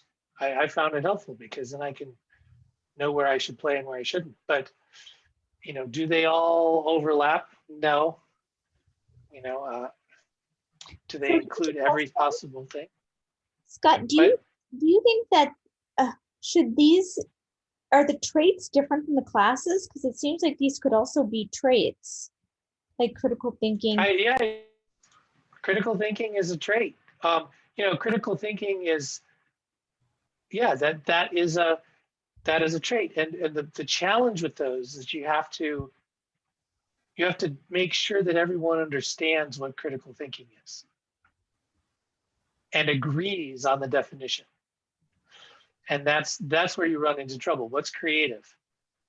Well, you know, I think Walter was kind of touching on that. You know, what's creativity can be expressed in different ways. you know, and that's where you run into it. And that's why I'm suggesting maybe you start with models that are established, because those definitions are at least agreed upon. You know, in the gaming world, everybody knows what wisdom is because we've been playing it. But, you know, outside of that world, the word wisdom means something different. And within this game that we're playing, we have to decide which of the traits are useful. You know, I mean, there's all kinds of traits. There's, you know, can you hold a tune? Can you keep a rhythm? Okay, well, that's a trait. Or maybe it's a skill, you know, could be a skill. But is that something that's useful for us? Well, just to Probably. remind, the frame that we're in is the collective sense making, understanding complex problems, right? So if Yes. if I understand correctly, so that's our So we can also do it like this. Okay, so these white things here, these could be the traits, and then we could have the classes be something like these, something more akin to these. Does that work?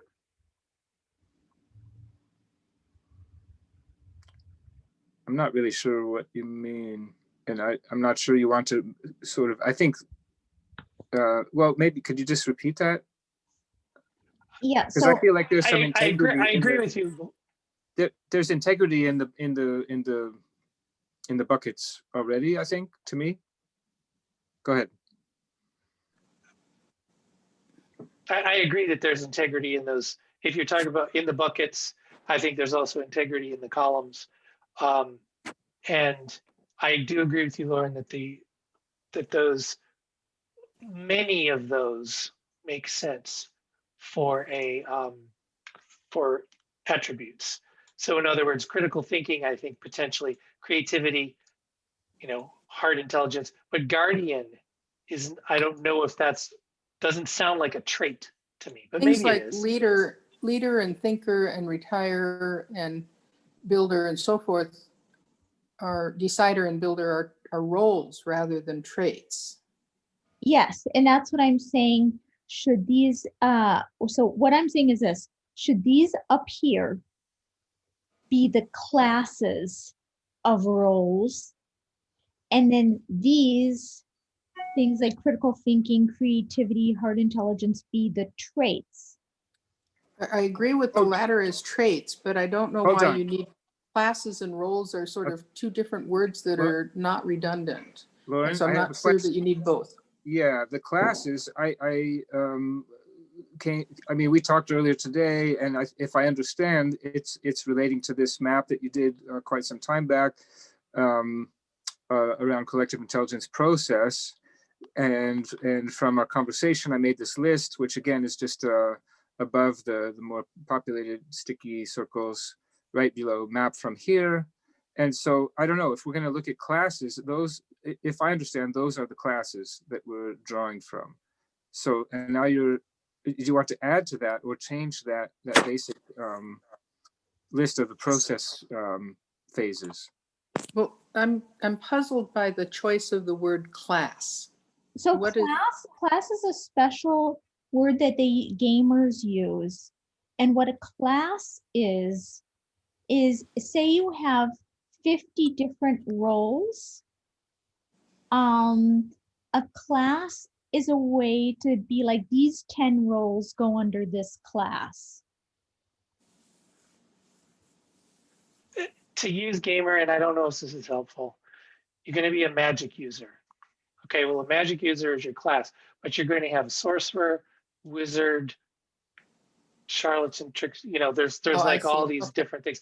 But I don't know if that is helpful. Well, hold on. Can I just flip that around? I mean, it's Scott or anyone. I mean, back to this process list. We have augmentation research, collective resonance, collective sense making, collective innovation, collective decision making, collective action, stewardship of. Those sound like roles.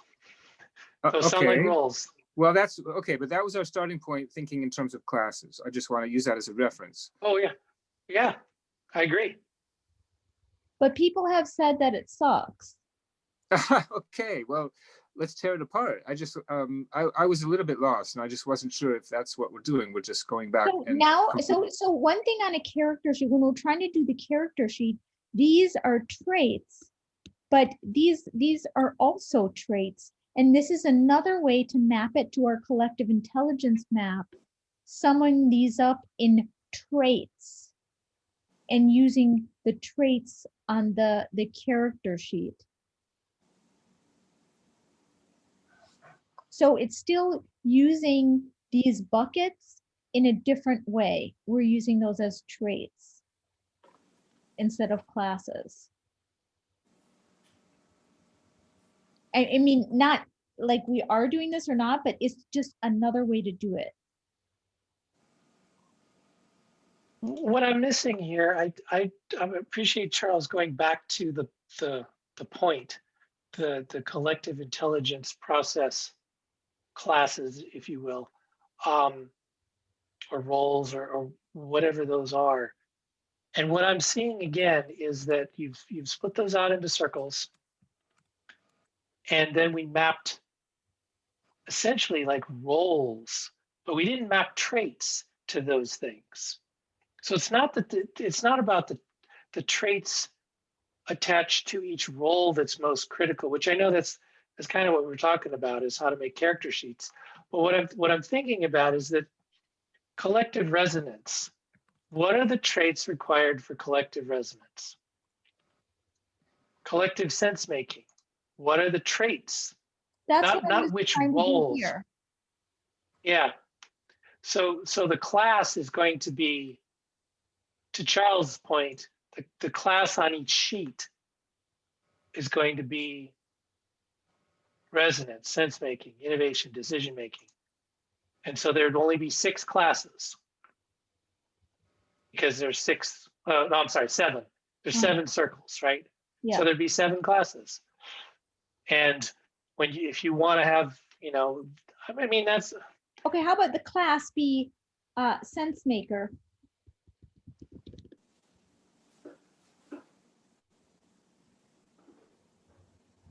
And then the sense maker would have an exceptionally high critical thinking capacity. yes. Does that make sense to everyone? Yeah, So, okay, let me. and pretty high on Or knowledge when they too, have a probably. strong critical thinking level, then yeah, but that would be important to their Yes, and role. exactly. Charles, you nailed that. It's important to the role. It doesn't mean that they don't have other traits, or it's just, to be a successful sense maker, we think critical thinking would be one of the traits you'd put your highest numbers. There could be a great comedy or tragedy about the sense maker that had a terrible critical thinking, and then Who might That stir works for things me. up and cause you to think differently, but yeah, that's generally speaking, you want most of your sense makers to be high in critical thinking or whatever it is. Yep. So yeah, I think that's exactly right. That's making sense to me. Well, on that note, I got to run, so I think that's all I Great. can offer for today. But Thanks for being here, Scott. Yeah, it's great. yeah, sure thing. Couldn't have Trying done to it help without make a. Now we're making sausage here. That's for sure. Could be vegan sausage, but Yep. whatever Yep. works for people. Okay, I'm well, going I'll to see take you off guys too, all later. guys. So thank you. All right, thank you. Wonderful. Have a good one. Take So I care, think, yeah, everybody. just in terms of simplifying and boiling down, then just taking these existing classes and maybe making them, changing the grammar to be more of an Consistent. actor type of, describing a role, like collective resonance maker, facilitator, or, that's clumsy, but that kind of thing. Augmentation researcher, just kind of make them more active terminology. Yeah, I mean, I definitely don't think we're done here, but I suddenly see a glimpse of hope Yeah, I think we weren't that far off where you started from. I think rather than just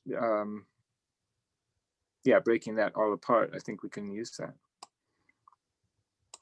So I don't know, maybe this could be like, this could be creativity, could also be like, that could be the trait, like visionary.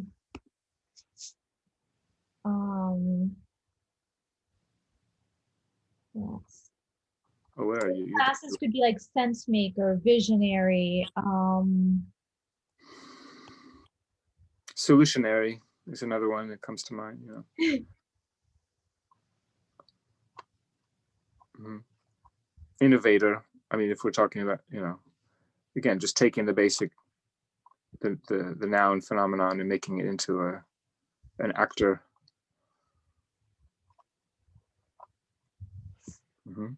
So what else is a sense maker?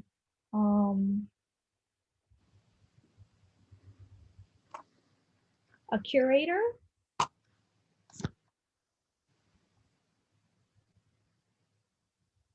I think that belongs. I'm not sure that it might not also be long somewhere else.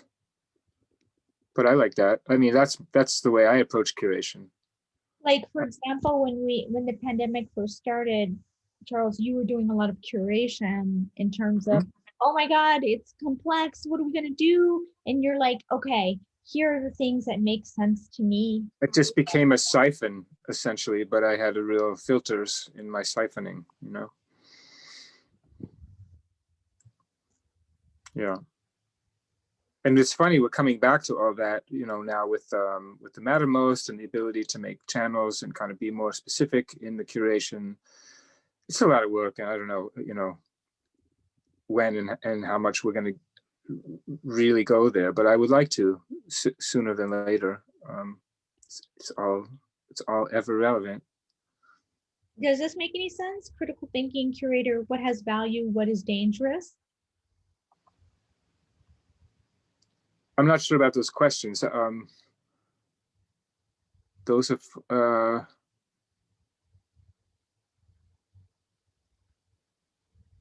this is going back to the, now I'm getting confused between the class, the role, and the trait. What are we doing here in these white, in the white stickies?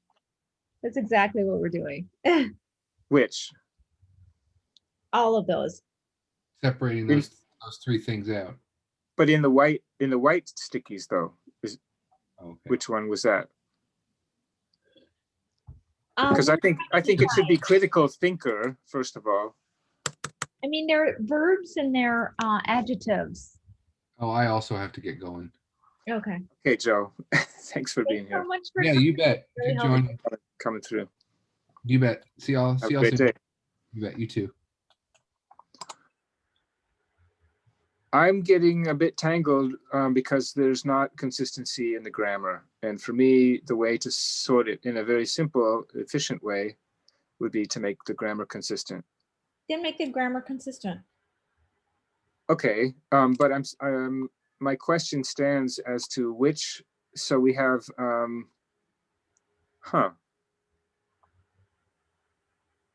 Okay, so critical thinker, curator. So, and then those questions, can you explain how they belong or why you put them there? I was just brainstorming there, Charles. Okay. I'm gonna just put them on a separate sticky first of all.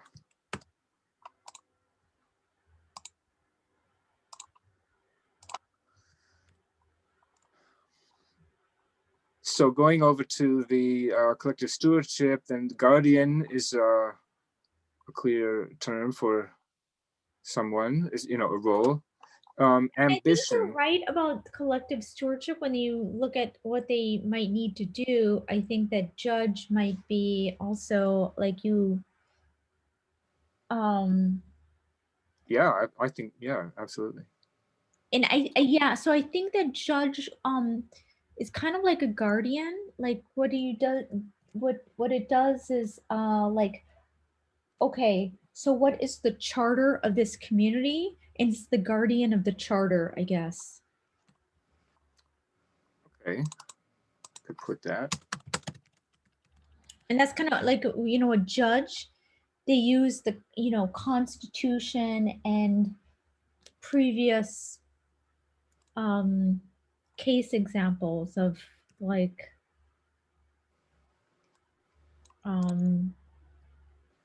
okay, you know, so the judge is a guardian of the Constitution, I guess. So it's like upholding the values of the organization.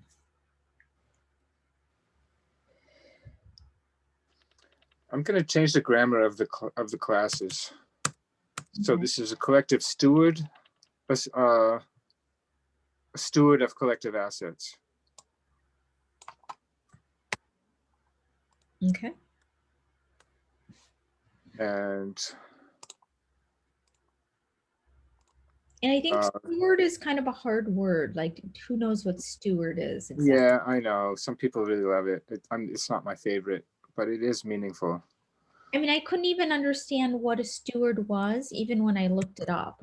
You know, in guild stuff, I was like, I'm not exactly sure what a steward is.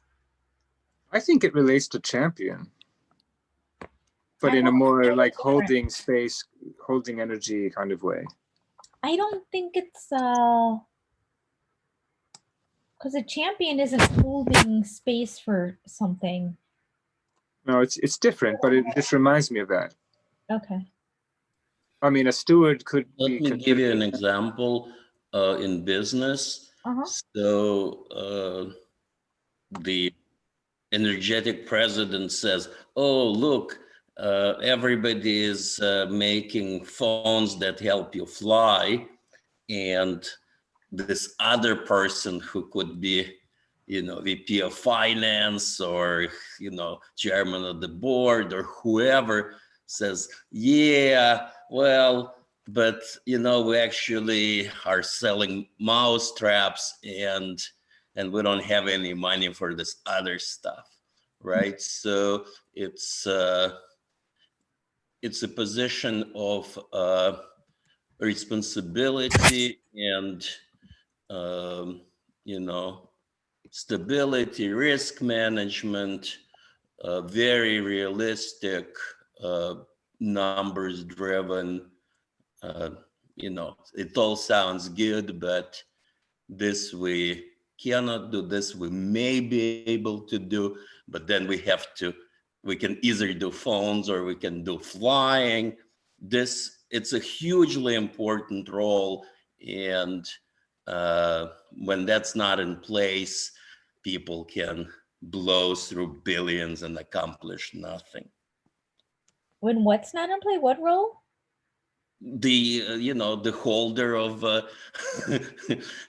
you know, the guardian, the steward, the, you know, in a sense, it's a person who makes sure that the stuff is still around a year from now, you know. Okay. That kids don't set the house on fire and you know, the dog doesn't eat the baby and on, you know.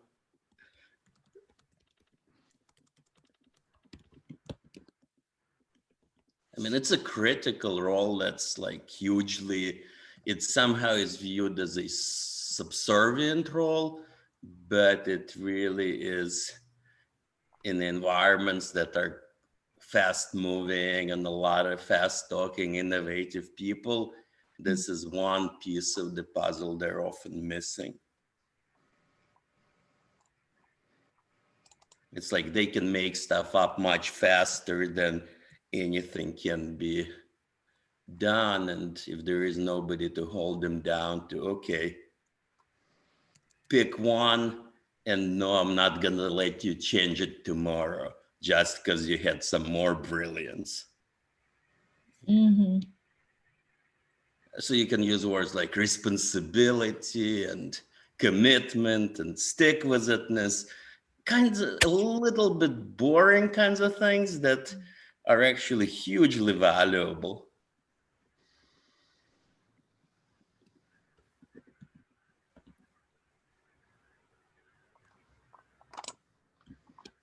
So I changed the grammar just slightly on this classes version 2, which I've labeled now in that frame. For the get shit done, I put collective activist. I don't know if that's wonderful, but it's something coming from a collective action instead of collective actor. Maybe it's more about activism or collective. Anyway, I mean, we can tinker with those. Yeah, I would say actor or action. But action is a noun. I mean, it's not referring to the class of roles. Activist is confusing. Yeah, it's playful, but yeah, so that's why I wanted to mention it, just to see if we can improve it. But collective action is going back to where it was, which is not relating to a person and a role. Then I would say collective executor. Okay. Because people already have something in mind for activists, so it's not going to be like a playful thing on words. It's going to be Executor. Okay, I'm fine with that for now. It's cool. It's the right idea, and it'll suggest other things. And so, and I saw the sticky appear that said up under steward of collective assets, responsibility, stick-to-itiveness. So now we're mixing on the same color stickies the traits. So I don't know if we want to kind of just pay attention to that and be more precise in the. Yeah, I mean, I think it's just important for the first phase, just to, so we understand it, and then we can put them all in the same, you know, adjective or noun. But I think it's really important to just first understand what each thing actually calls for. Okay.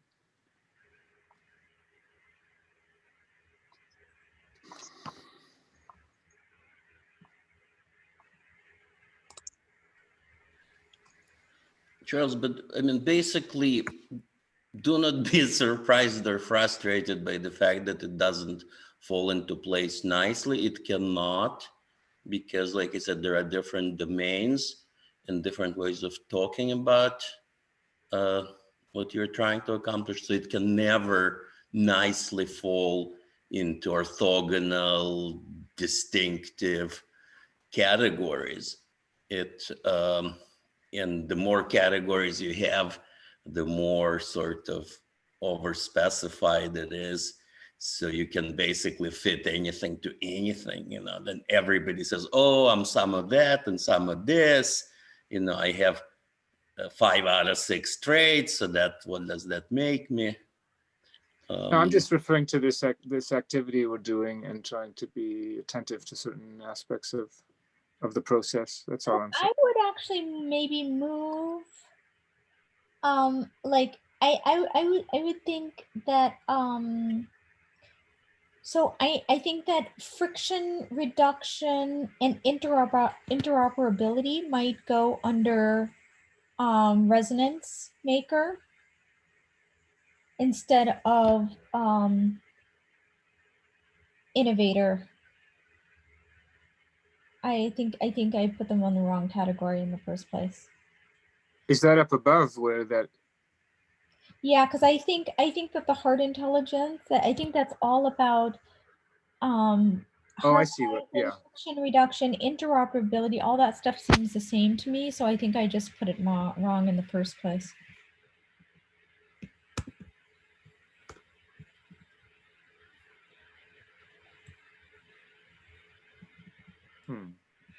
See, the struggle with the word role is that it kind of implies that there is a particular play that's being put on. And so you're finding actors to fit those very specific roles. Because basically there is more than one way to get things done. And so if instead it's like a project or an organization, then I think actually proclaiming roles could be like an organizing, principle, but could also be very limiting because, well, like I know these 2 guys in,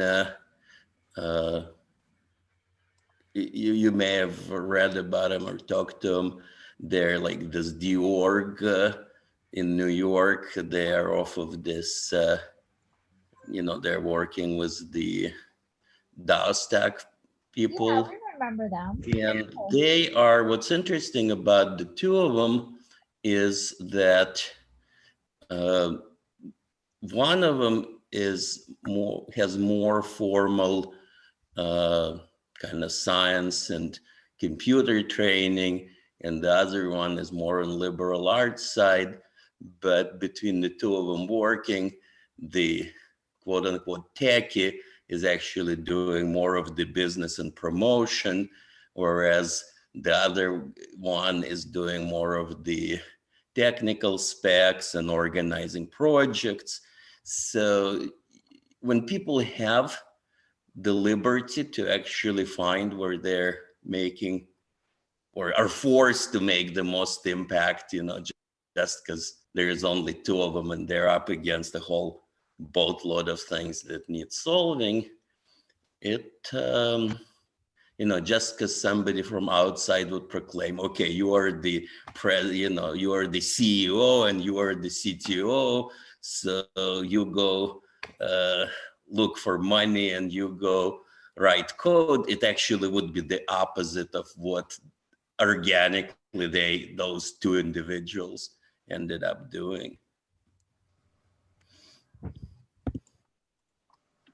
Talented people can do many things.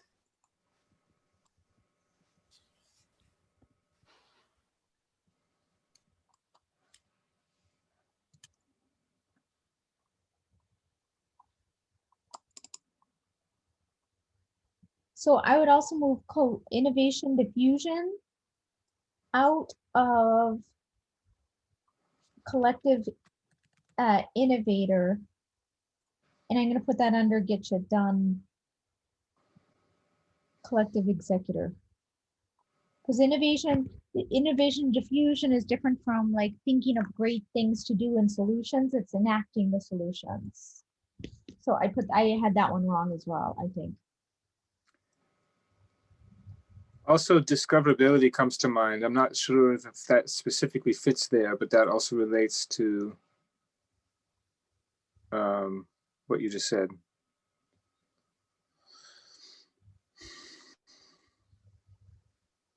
The diffusion aspect. Discoverability is happening under with the resonance makers. I would actually see it more under sense making. Oh, yeah, as well. And so one important aspect of the diffusion part relates to the sense making and discoverability. That's what I'm trying to say. But for sure, I don't mind it in get shit done at all. Well, I think so. Innovation diffusion is adapting the solution. Mm-hmm. So it's like you kind of go around here, you have the solution. And now how do you get people to actually try it? Mm-hmm. So I mean, it could, yeah, so I would say innovation diffusion is like actually doing it.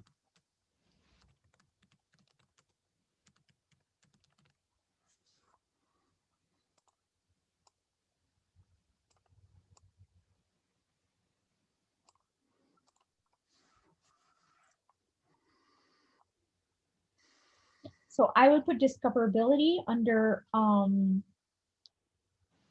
sense making and innovation diffusion under execution.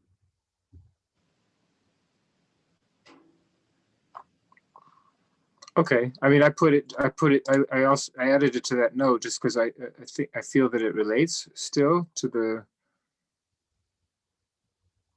the diffusion part. I don't know if that's allowed here in this framework, but that's where my mind is going.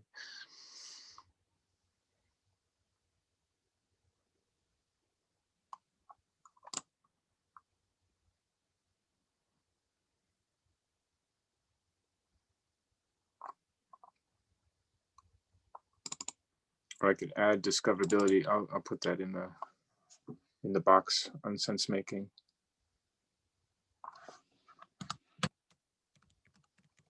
Yeah, well, let's take away this thing and put that in the box. Mm-hmm.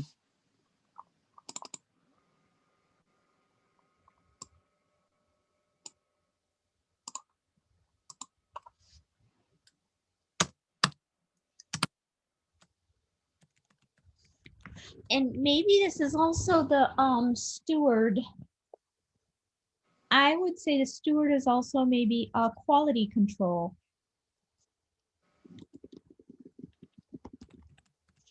Because they're like, this is the last stop. I say this is the last stop before things are released out into the wild. And the steward of the collective commons is going to be like, is this high quality enough for us to release, or does it have to go back and get some? Is it like, for example, I think that the steward would say, is this fact checked? Does this make sense? Is the art high quality? Is like it's kind of like my thesis advisor for my master's degree. She was the guardian of the brand of the school, and she gets in trouble if she lets people graduate who have crappy theses or capstones. So it's in her interest to make sure everyone in the class like has a, you know, they have to have a high quality thing in order to get their diploma. Just like I would say it's a job of the guardian or the guardians to make sure everything is acceptable according to the standards we create. I also added gatekeeper. Yeah, I think so. It's kind of a similar idea.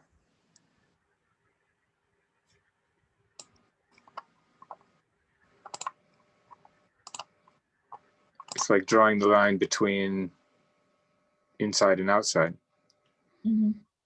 And maybe pie slicing should go under decider, collective decision maker. I think that makes more sense. Sure.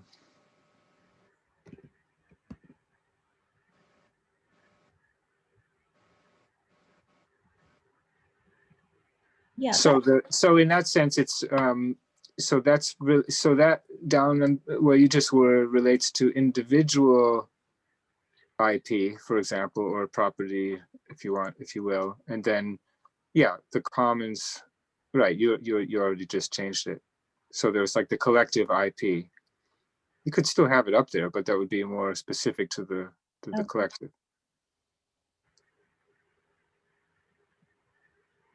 But that would be any property, I suppose you could call it. Assets. Oh, it's there, yeah.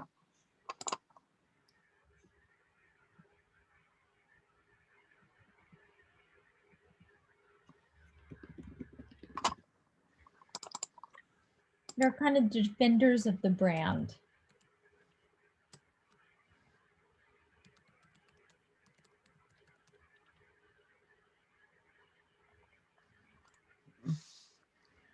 I think the map itself is getting a lot stronger here.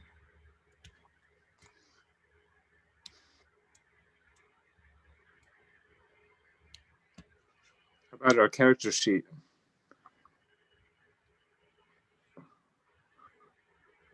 Let's see.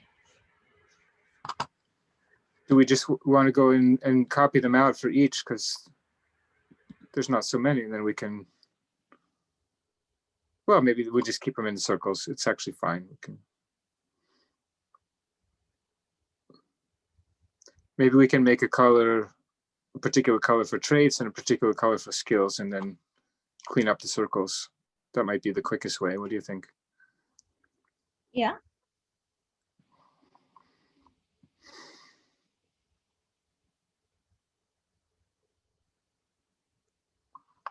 Also, the class would be sense maker, the role.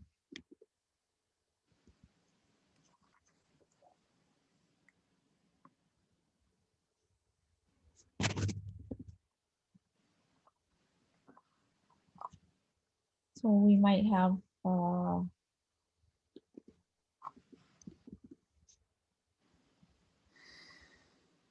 might look like this.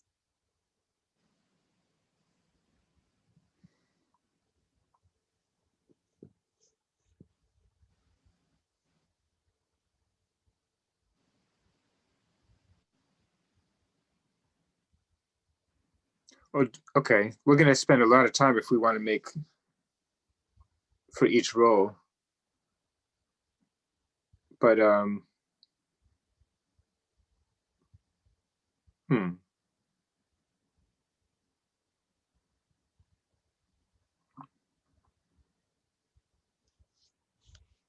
can we make a template for a sense maker character that would not be specific to a role? I don't know. But that's just I mean, I think you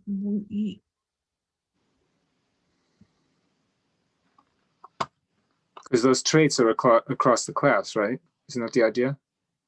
yeah, I think so. I'm not sure if the traits are across the class or across the role.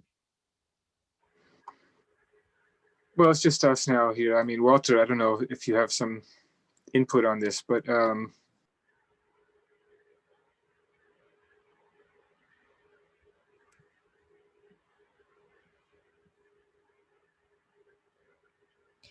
So I would say this is what would be the trait of the decision maker?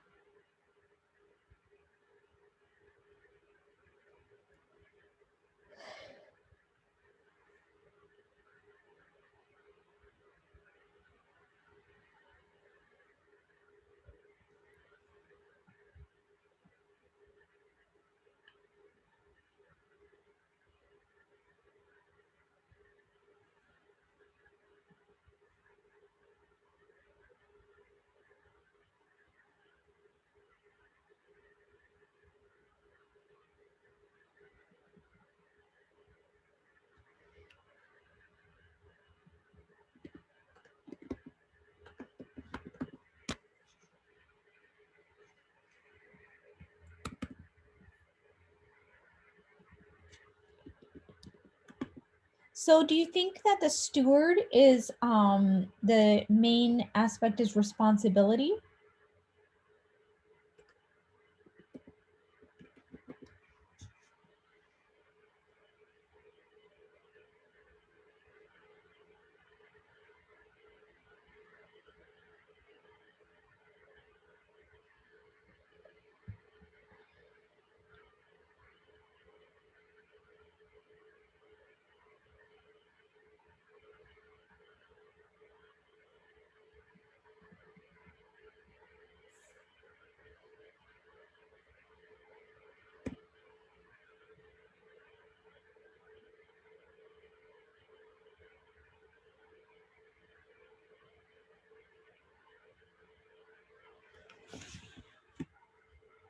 I'm also wondering if oh,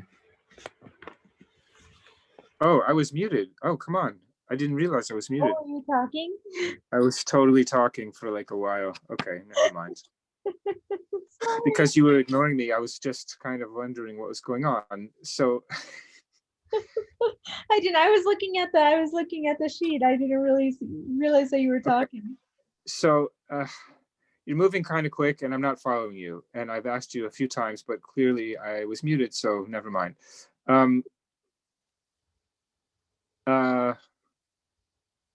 All right, you asked the question about responsibility and steward, but you were filling it in on a sense maker character sheet. So that was a confusion, number one. Number two. This is the thing. The traits are the same on every sheet, I think. But they're like they might have a range of 1 to 5, for example. And on the sense maker, the critical thinking is a 5, and maybe, I don't know, the responsibility is a 1 or something.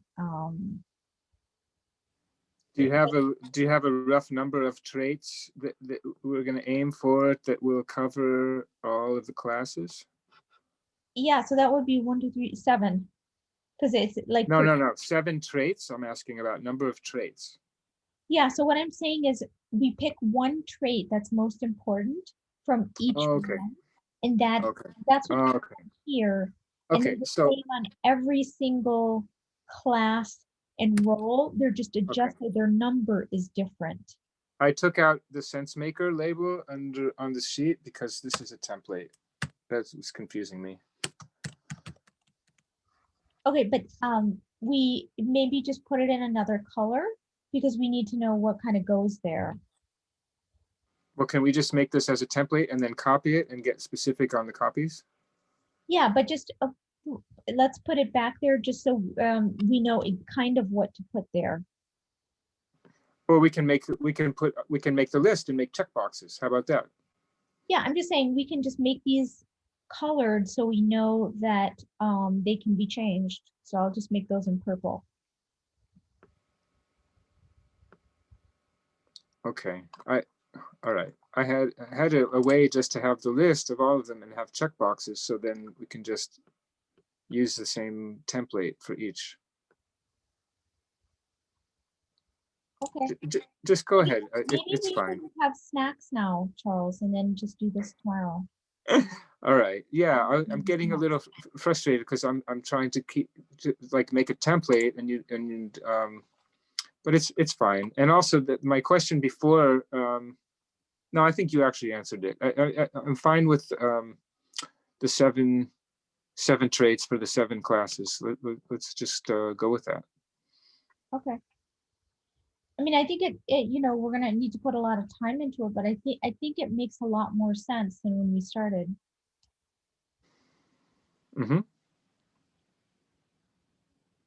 For sure. Yeah, I think I was getting a little stuck from time to time on the grammar stuff because like we could say the trait, critical thinking is a trait, creativity is a trait, but is it more useful maybe on the character sheet to say creative, to have the adjective, ambitious? That's why I put that before. Critical. I don't know, the character sheets that I've seen, and you could do it either way, but they put like wisdom or Okay, so it's actually the noun, rather than the adjective. Okay. And maybe ambition isn't the right word, but I mean, we can just kind of, Mm-hmm.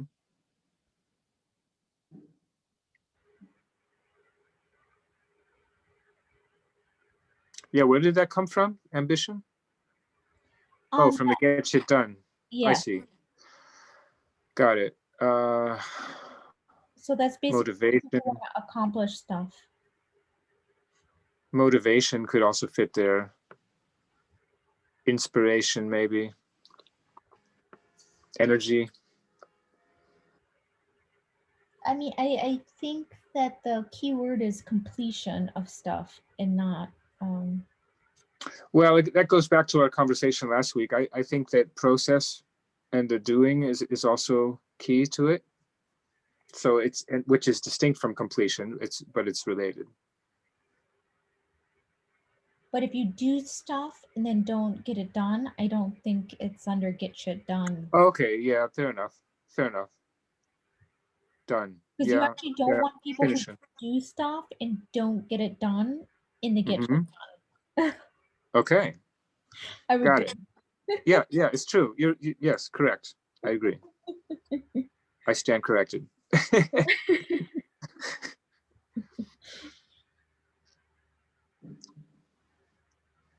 I think the people who do stuff and don't get stuff done are those would be the solution creators, like the innovators, because those are the visionaries. Mm-hmm. I think drive also fits into ambition, but ambition is fine. Drive is a simpler word, but we could do drive as well, whatever. Okay.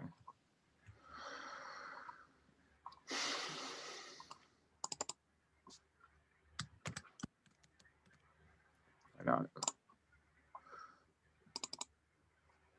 I mean, this also makes me see how the different groups fit into these different like OGM to me would be under the resonance makers.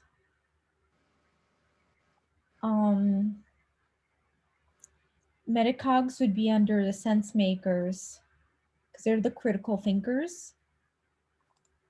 Well, hopefully they would be under meta augmentation. Yes, yes, to some that's extent. exactly. Although, you know, actually making that community coherent is a question. Yeah, I don't feel like a lot of coherence coming from the center. No. No. But it's an interest and a concern and a topic.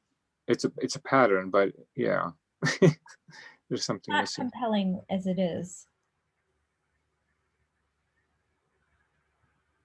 Wait, are you referring to here in the middle or metacogs? I'm sorry, we were talking about Meta, the augmentation researcher.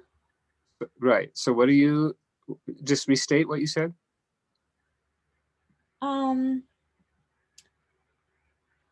It's not very compelling right now. It's kind of confusing. And how about augmenter? But that does take, I mean, is the research, how key is the research part versus the augmentation part? I don't know. Because that's like kind of very particular researcher. I don't remember where that came from. Actually, maybe you I mean, can reflect on. I think what the center needs so this Doug Engelbart will be in the center here. Mm-hmm. But what is the raison d'être of Doug Engelbart? Like, what is in his spirit that made him do what he did? Right.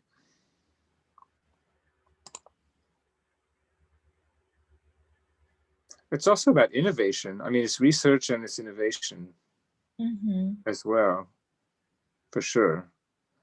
I mean, he's for sure around back over on the innovator, visionary, solution creator through augmentation, right? Yeah, I mean, I wonder if we should put innovation at the center and kind of creativity under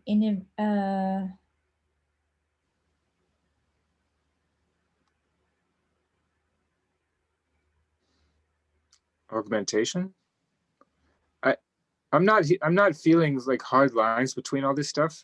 Actually, it's kind of back to where we began, what Pete and others were saying a bit, Scott. But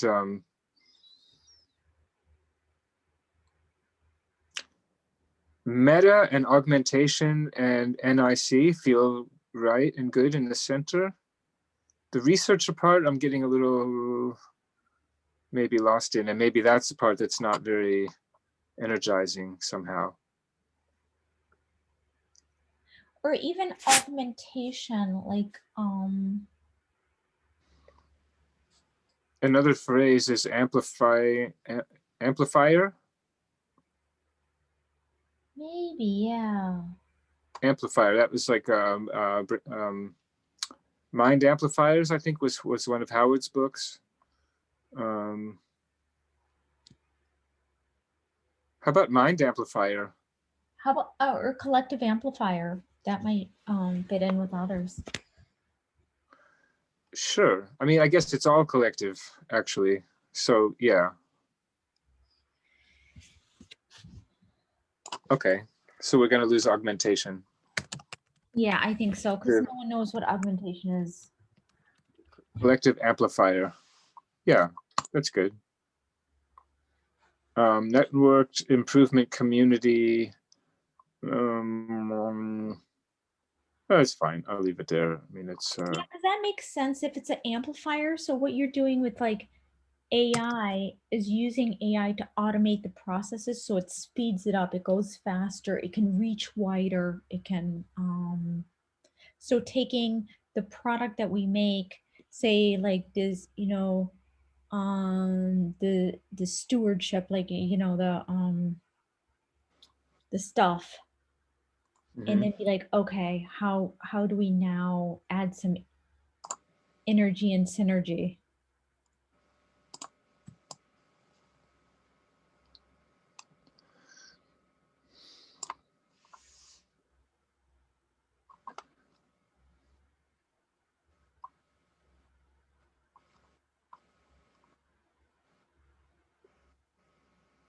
Modularity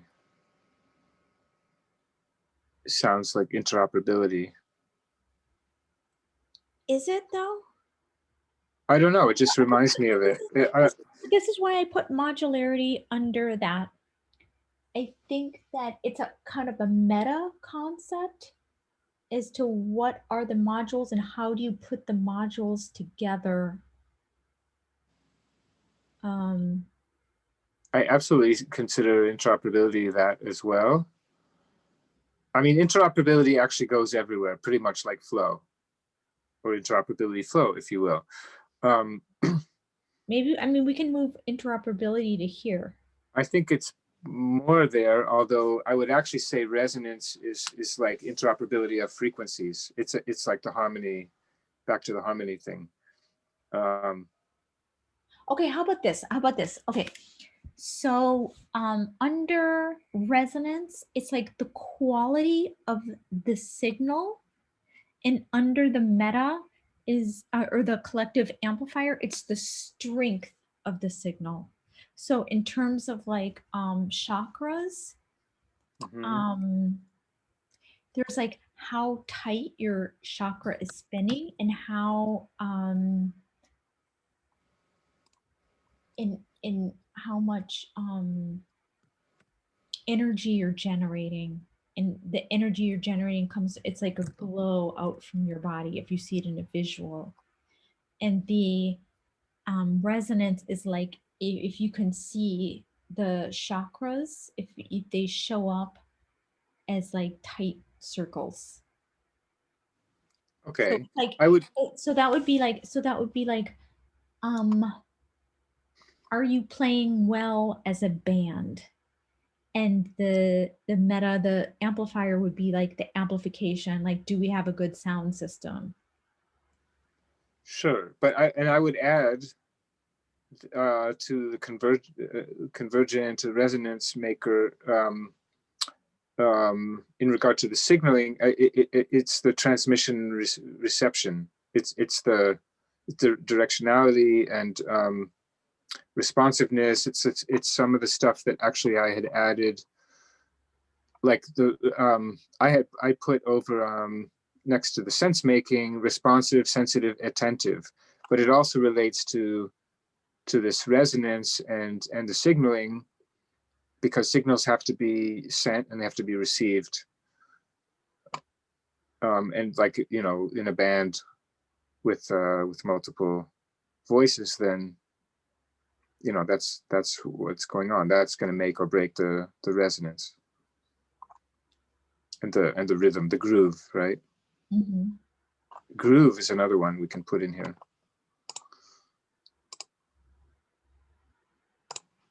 And flow, of course.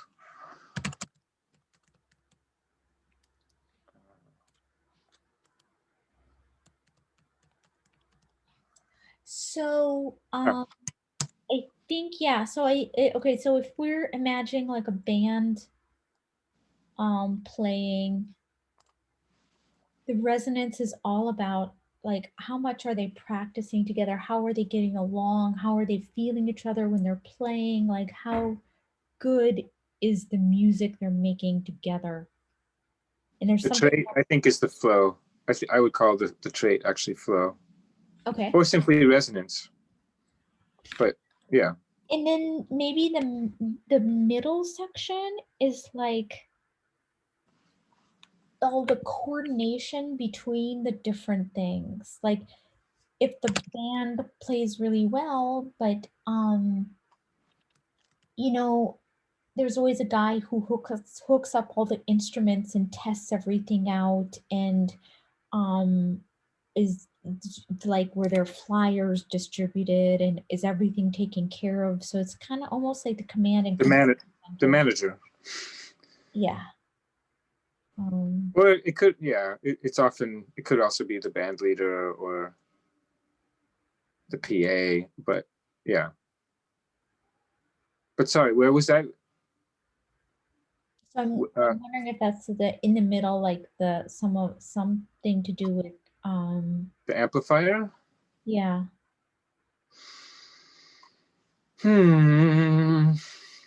I would actually also call that producer. Could be because I mean, there's different kinds of production, which actually also would belong over under Get Shit Done. Mm-hmm. It's a good one to add, actually. I'm just going to put that.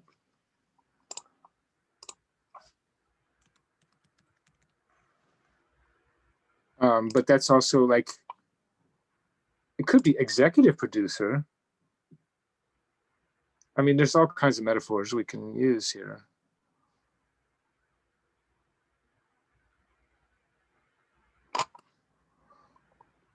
But that's actually useful. I'll put that there.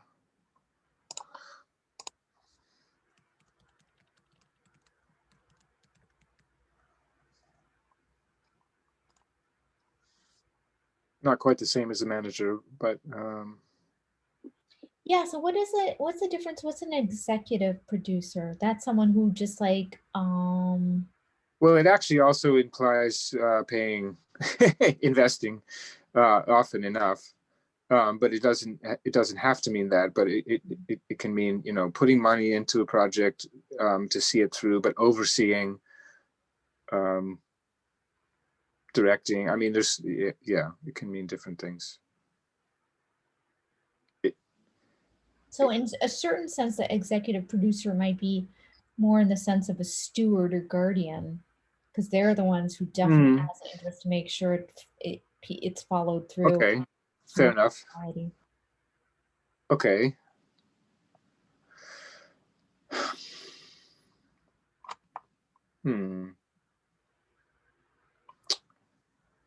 Yeah, they're watching the budget, that's for sure.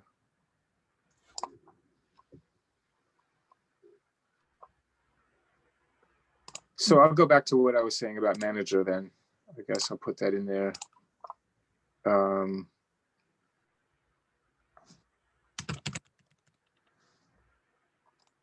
That seems kind of flat somehow. That seems like Yeah, it does. Not as rich or dimensional, but it was within that model of the band that we were talking about. Plugging in cables and, you know, that's like switchboard operator, router, I don't know. That kind of goes back to sense maker.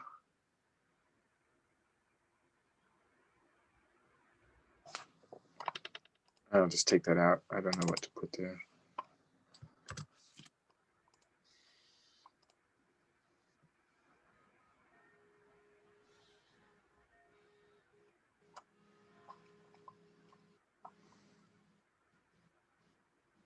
But so let's see. We have 5 out of the 7 so far on our traits list. Do we like the ones that are there, and which ones are missing?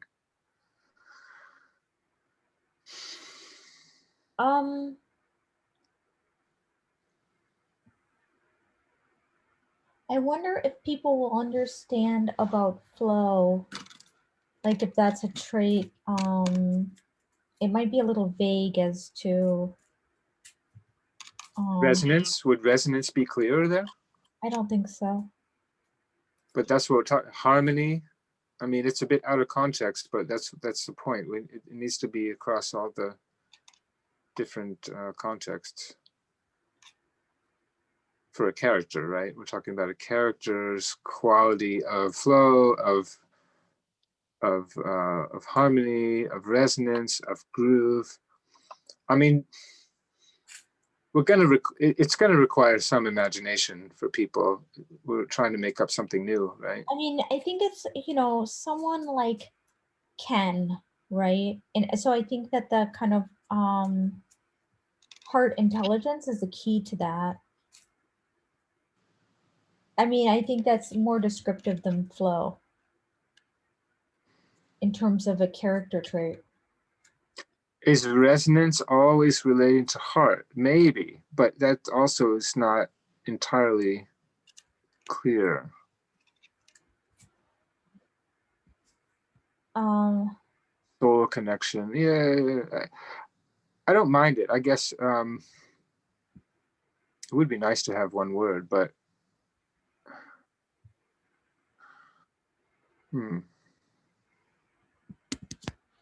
maybe we can look it up in your either in the thesaurus or your word thingy.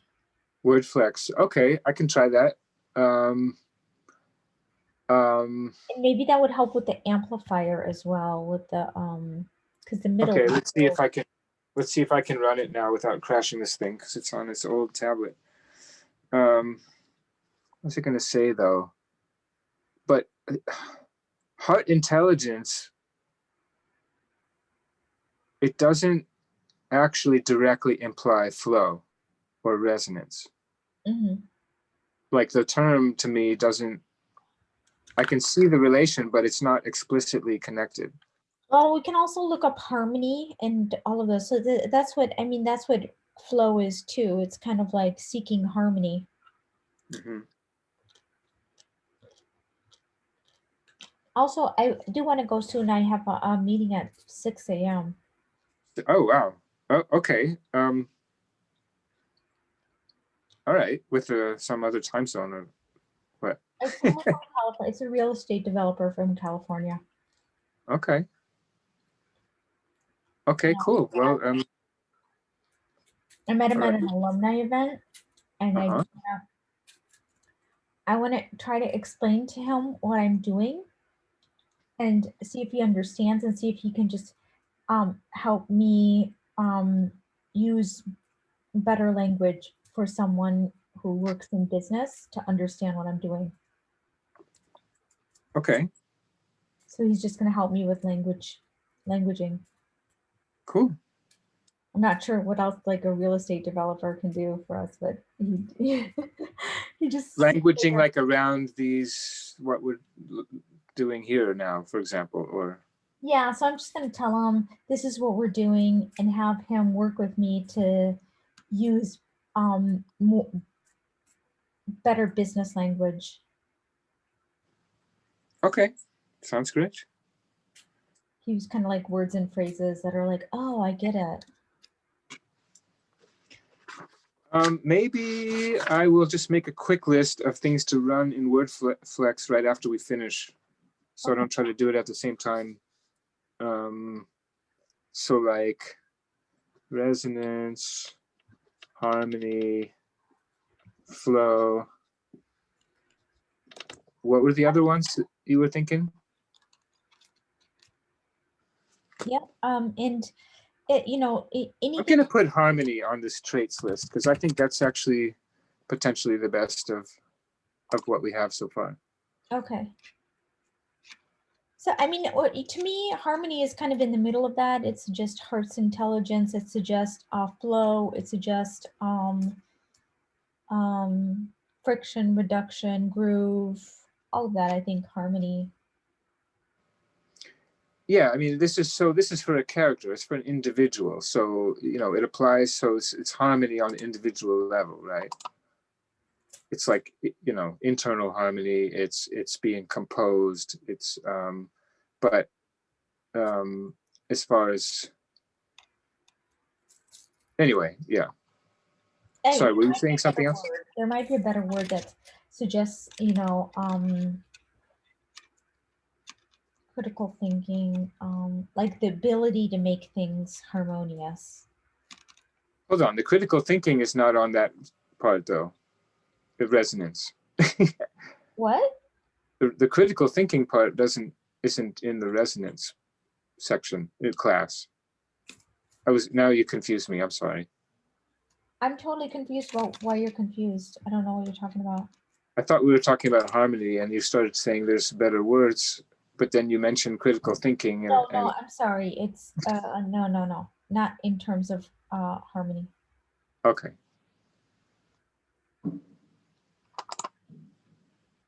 Yeah, I just was thinking. I was just comparing it to critical thinking skills, and harmony is like, what are you harmonizing exactly, yourself, or because I think it's more like harmonizing different elements. Yeah, well, it has to start with the individual, and again, this is applying to a character. So anyway, yeah, it's certainly not perfect. It's just the best of, maybe it's the best of what we have on there so far. Yeah, I can also put, I'll add heart intelligence there just so we know what we're talking about. I mean, because you don't really know what are harmony skills. You know what critical thinking skills is? Harmony skills, I'm not quite sure. Hold on, these are traits. We're not even on the skills thing.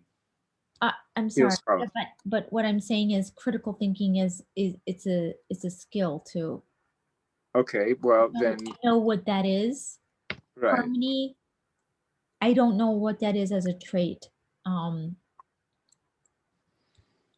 Well, I guess I do, but it's cool. We don't have to get hung up on this. Maybe we should try to wrap up. But we're still too short somehow, and I was just trying to figure out where are the missing ones from, and we can maybe quickly put something there. Okay. 100 traits. So.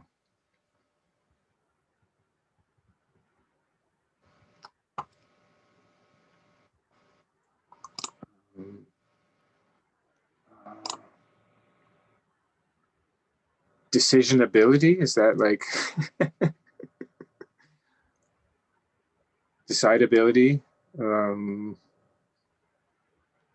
Decision ability, how about that? Just like kind of.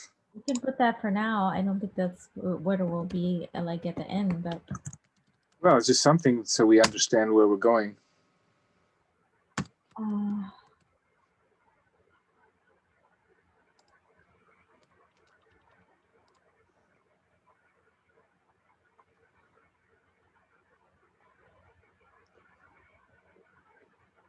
And then there might be something like collaboration under harmony. I'm just looking at in the thesaurus.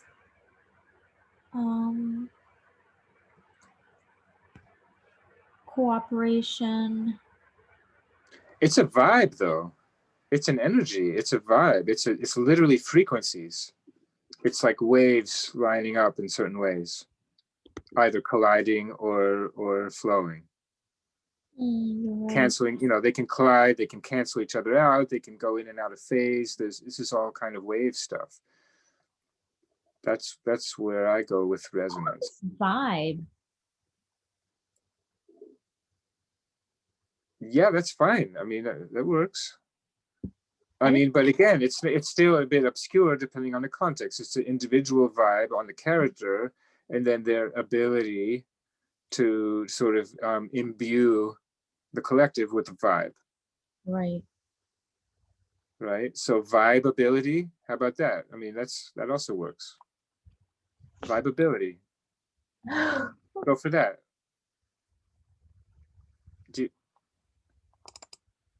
Well, you're on that Post-it, so I can't change it right now. Oh, here you go. I'm not.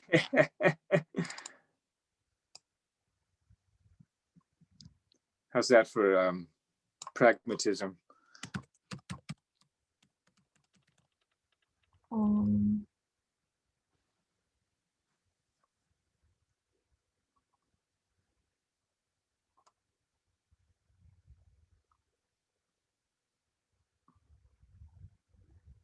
And then interoperability, that's the last one. I mean, that fits, right? Just put that. But interoperability is not a trait, I don't think, of a human. Definitely not. Sure? Are you sure? But it actually does, it might be, but it doesn't actually specifically relate to collective amplifying. Although, actually, I'm not so sure. It might actually work. Oh, so I'm going to sneeze. Another thing that people actually understand better is consciousness. Excuse me. Sorry. Could you repeat that? Consciousness. I think Oh, that for where? For the vibe. Oh, okay. Well, I'll put it over on. Okay. I mean, where it says vibeability, I don't think that's a word that people might. I'm not sure if they'll understand that. But you liked vibe. I thought it was fine, actually. I do like vibe, but vibeability is not really a word that people know. Consciousness is not. I don't know. I don't get that though. It again, it relates to resonance and collective resonance, but no, it's for me. It's not. It's not speaking as like the sort of meta trait for that class. These are meta traits that we're trying to put on here, right? Yeah, I'm just saying. I don't think people know what vibeability is. No, of course not. Okay, so let me copy that over here.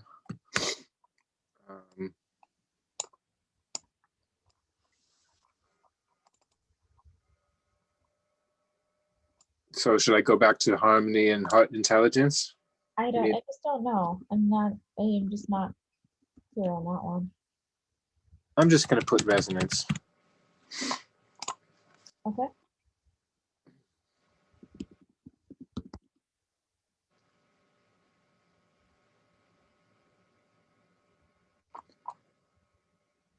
How about resonance parentheses vibe? Okay.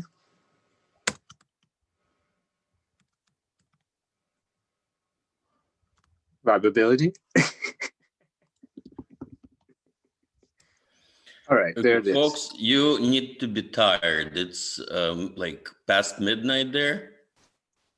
Charles, Thanks, Uncle Walter. Charles is not tired. I'm tired. Okay, pretend to be tired because I am, and I'm gonna go. Hopefully nice seeing you all. Charles, I responded to your email. I don't know if you saw that. Oh, maybe not. But, no worries. It must have been an earlier email, I guess. Yeah, you sent it to my other account, whatever. Anyways, thank you very much. Let me know what it is you're doing so I can be more helping. Okay, very good. We're actually been talking again after a bit of a hiatus, quite a bit about DAOs and related things. So stay tuned, and we're entering this program, which you might have heard about, or maybe not, relating to Gitcoin. Some their kernel. Yeah. I saw that in passing, so I need to understand a little bit what you're doing, because I may be able to help something. I don't know. Cool. Yeah, just check it out when you get a chance. I know the Git crowd. Thank you. Good night. Okay, cheers. You too. Thanks.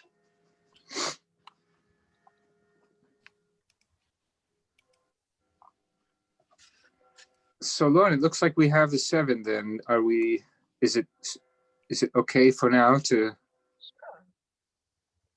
leave those, or which ones, should we number them so we can keep track? I don't know if it matters right now, but if it's obvious.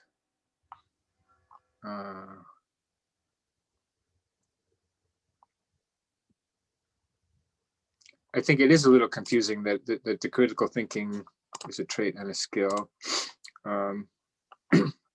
But we're not going to try to do the skills now, I suppose, the meta skills. I'm not sure how that works on the character sheets. I didn't study them enough. I mean, I think at any rate, I think this is, I mean, we're like in the weeds now, but this is working a lot better, I think. Okay, well, I've certainly clarified my thinking around this stuff a lot, and plenty of more to do, tinkering with grammar and colors and who knows what else. Yay. Cool, great. Yeah, we made a lot of progress. I'm exhausted. Right on. Beautiful. Thank you for all. And great. I guess I'm not feeling particularly incomplete. I don't know if there's any other loose ends to wrap up, but No, yeah. we're good. I think we actually made a lot of progress. Mm-hmm. Yeah. Groovy. Cool. Okay then. So until tomorrow. All right. Cool. Have a great night. Take care.